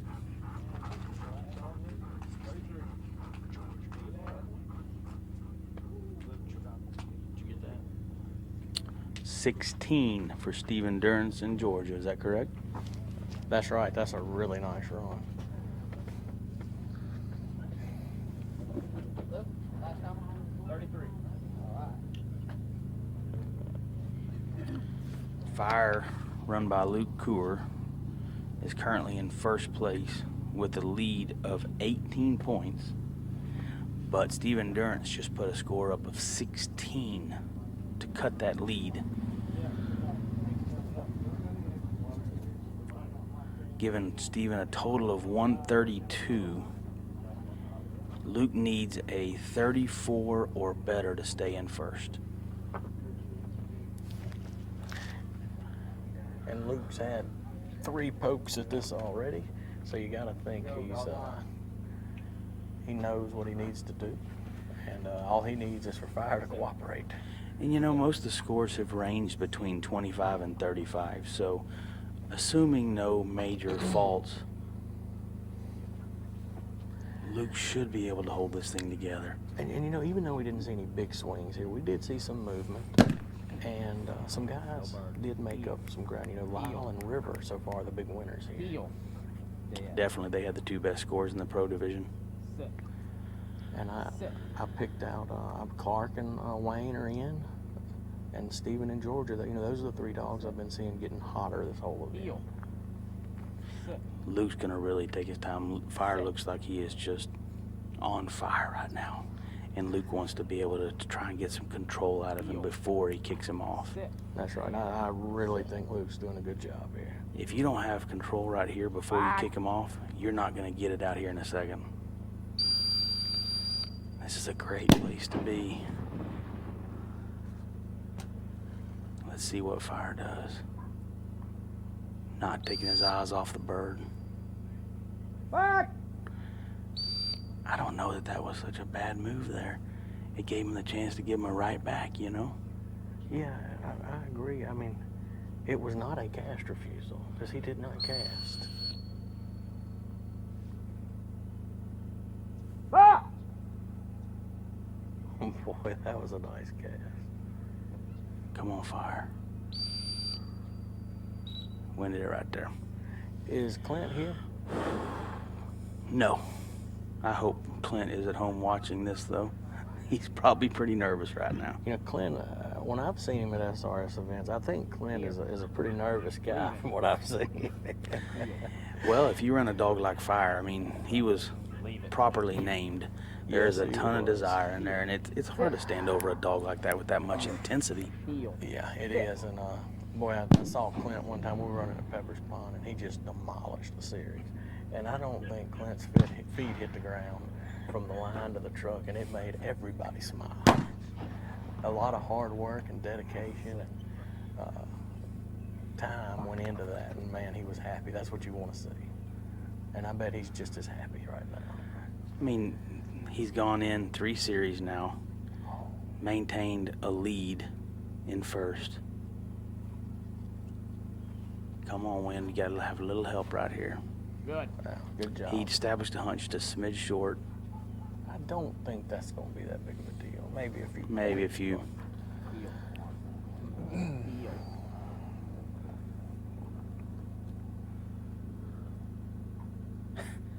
I mean, I don't think Fire really needs Luke right now. Did you see the way he come in there and just turned around and looked at that bird? Yeah, dude, Oh, that's a really nice mark. There's got to be a 0 on that mark right there. I mean, he stepped on that bird. 1 bird remaining. Yeah, that mark is really where the biggest part of Georgia's points came from. Yeah, she got some points on that left bird. Let's see how Fire does on this long bird. No Fire left there like he knows where this bird is. Indeed. He's on a good place, in a very good place to be. And he's fighting to stay there. That heel's been pushing him left. Come on, Wind. Come on, Wind. Give him a little help. Yes, sir. Whenever we get to talk about Fire, I'm sending us to commercial. Oh, come on back, Fire. Oh, man. Boy, that's tough to see. You know, Fire did a good job getting out there. It's just one of those situations where the wind didn't help him. And even right now, I'm glad Luke's handling it. There's just not any wind out there. I mean, he had to have been 2 foot next to that bird. Yes, he did. And do you think that was a handle in the area? That's a tough. I mean, he was in the area, and I think when fire started to leave the area, he did hit the whistle. But by the time that whistle was blown, I don't know. I think it's close. We're gonna find out here in a minute. He was starting to leave the area, I think, and Luke put a smart whistle on him. I mean, Luke's gonna. It's the kind of deal where you gotta take a chance. Are they gonna hit me for wondering, or do I blow a whistle in the area and try to keep my points at a minimum? Well, Luke did the right thing. And that wraps up our last dog. All right, folks, but don't go away. Before we take a break here, guys, I've got a question for you. Y'all were sitting here commentating, intensely watching both Georgia and Fire. Of course, Luke had 18 points to burn. Could still stay tied for the lead. What do you think? Do we got a new leader, or is Fire going to hold? Man, you talk about it. Put us on the spot on that one. I don't see that he lost 18 points. I think they're going to be within 5 to 6 points, and a lot's going to depend on whether he was in the area or out of the area. And honestly, I don't think the judges know the answer to that question because they're sitting there huddled up real tight, and I think that's what it's going to come down to. I mean, you just hate to be in their shoes right now, knowing that 5 or 6 points could separate. You got 3 knowledgeable judges there. They got to be wondering, was the dog in the area or not? Because it's going to matter. It's going to matter. It could matter between first and second right now. Yes, it could.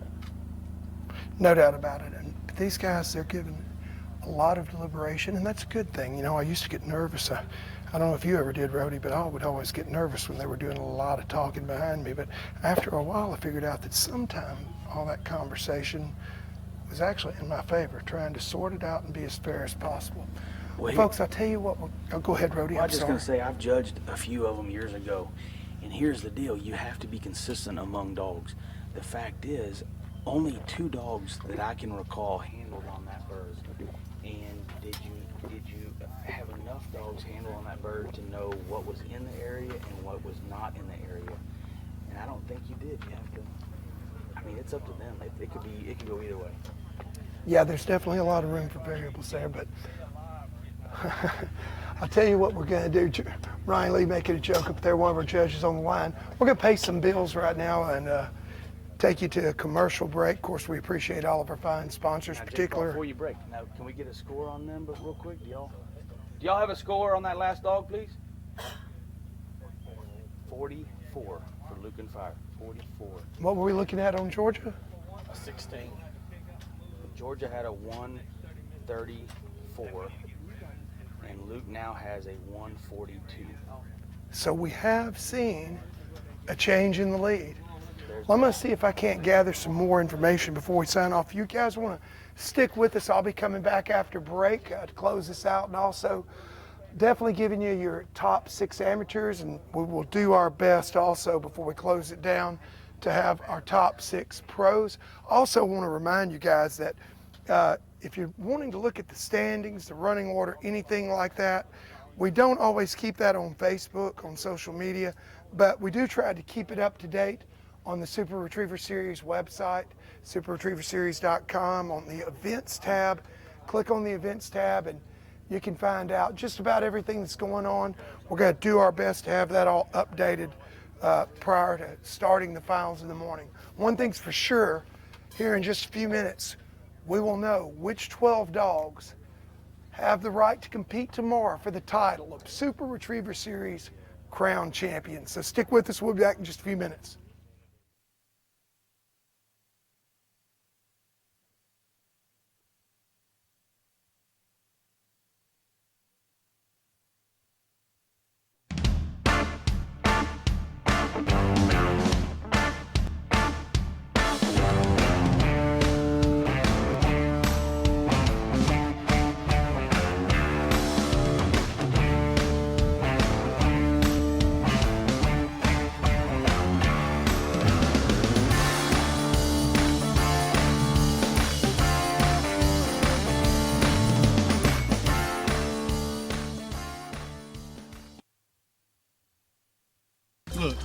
Plain and simple. If you want the best, you got to use the best. Flight Series. What we have here is our Optifade timber bag with your decoys from Tangle Free. Got your backpack straps for easy toting in and out. People ask me all the time, my Tangle Free, this is why. When you don't blow a duck call and you got to fit in with a team, somebody's got to do it. What's my job? I run the Jerk Rig 60 days a year. Billy Campbell, Dr. Duck, thankful for Tangle Free products and done for us. Good stuff. Tangle, okay?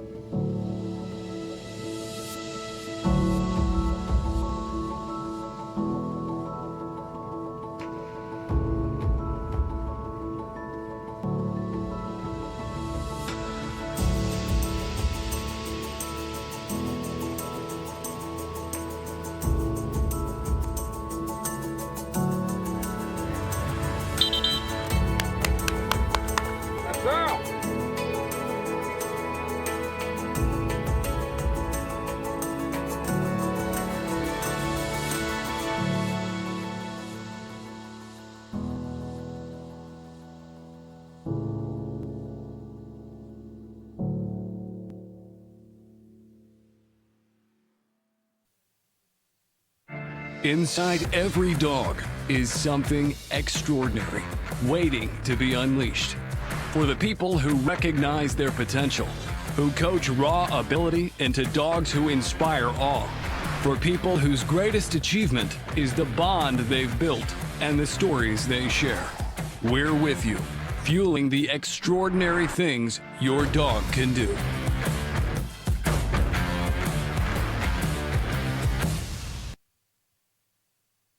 The Super Retriever Series Crown Championship presented by Eukanuba is brought to you by Visit Natchez, the hidden jewel of the South. Tangle-free waterfowl. This is why. Ox, the official cooler of the Super Retriever Series. Excel, the boat to own. And Eukanuba, strong, focused, and ready for anything. That's a Eukanuba dog.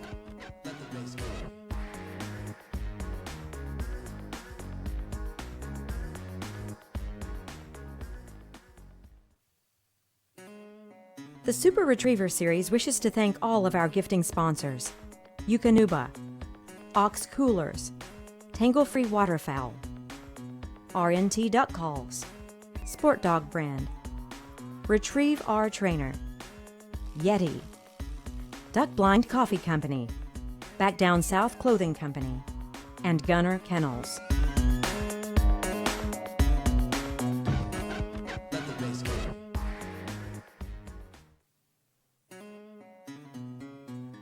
The Super Retriever Series Crown Championship and the City of Natchez want to thank the local sponsors of Natchez, Mississippi. Visit Natchez. Visit Mississippi. Paradise Foods. Concordia Bank. Good Hope Construction. United Mississippi Bank. Natchitoches Power Sports. Stan King Chevrolet. Ram Rentals. Rue 61. Stevens and Hobdy, Silas Simmons, Rivertown Retrievers, Natchez Heating and Cooling, Wilmar Construction, Dairy Queen, Oak River Farms, Angelina Farms, and Tensas River Plantation.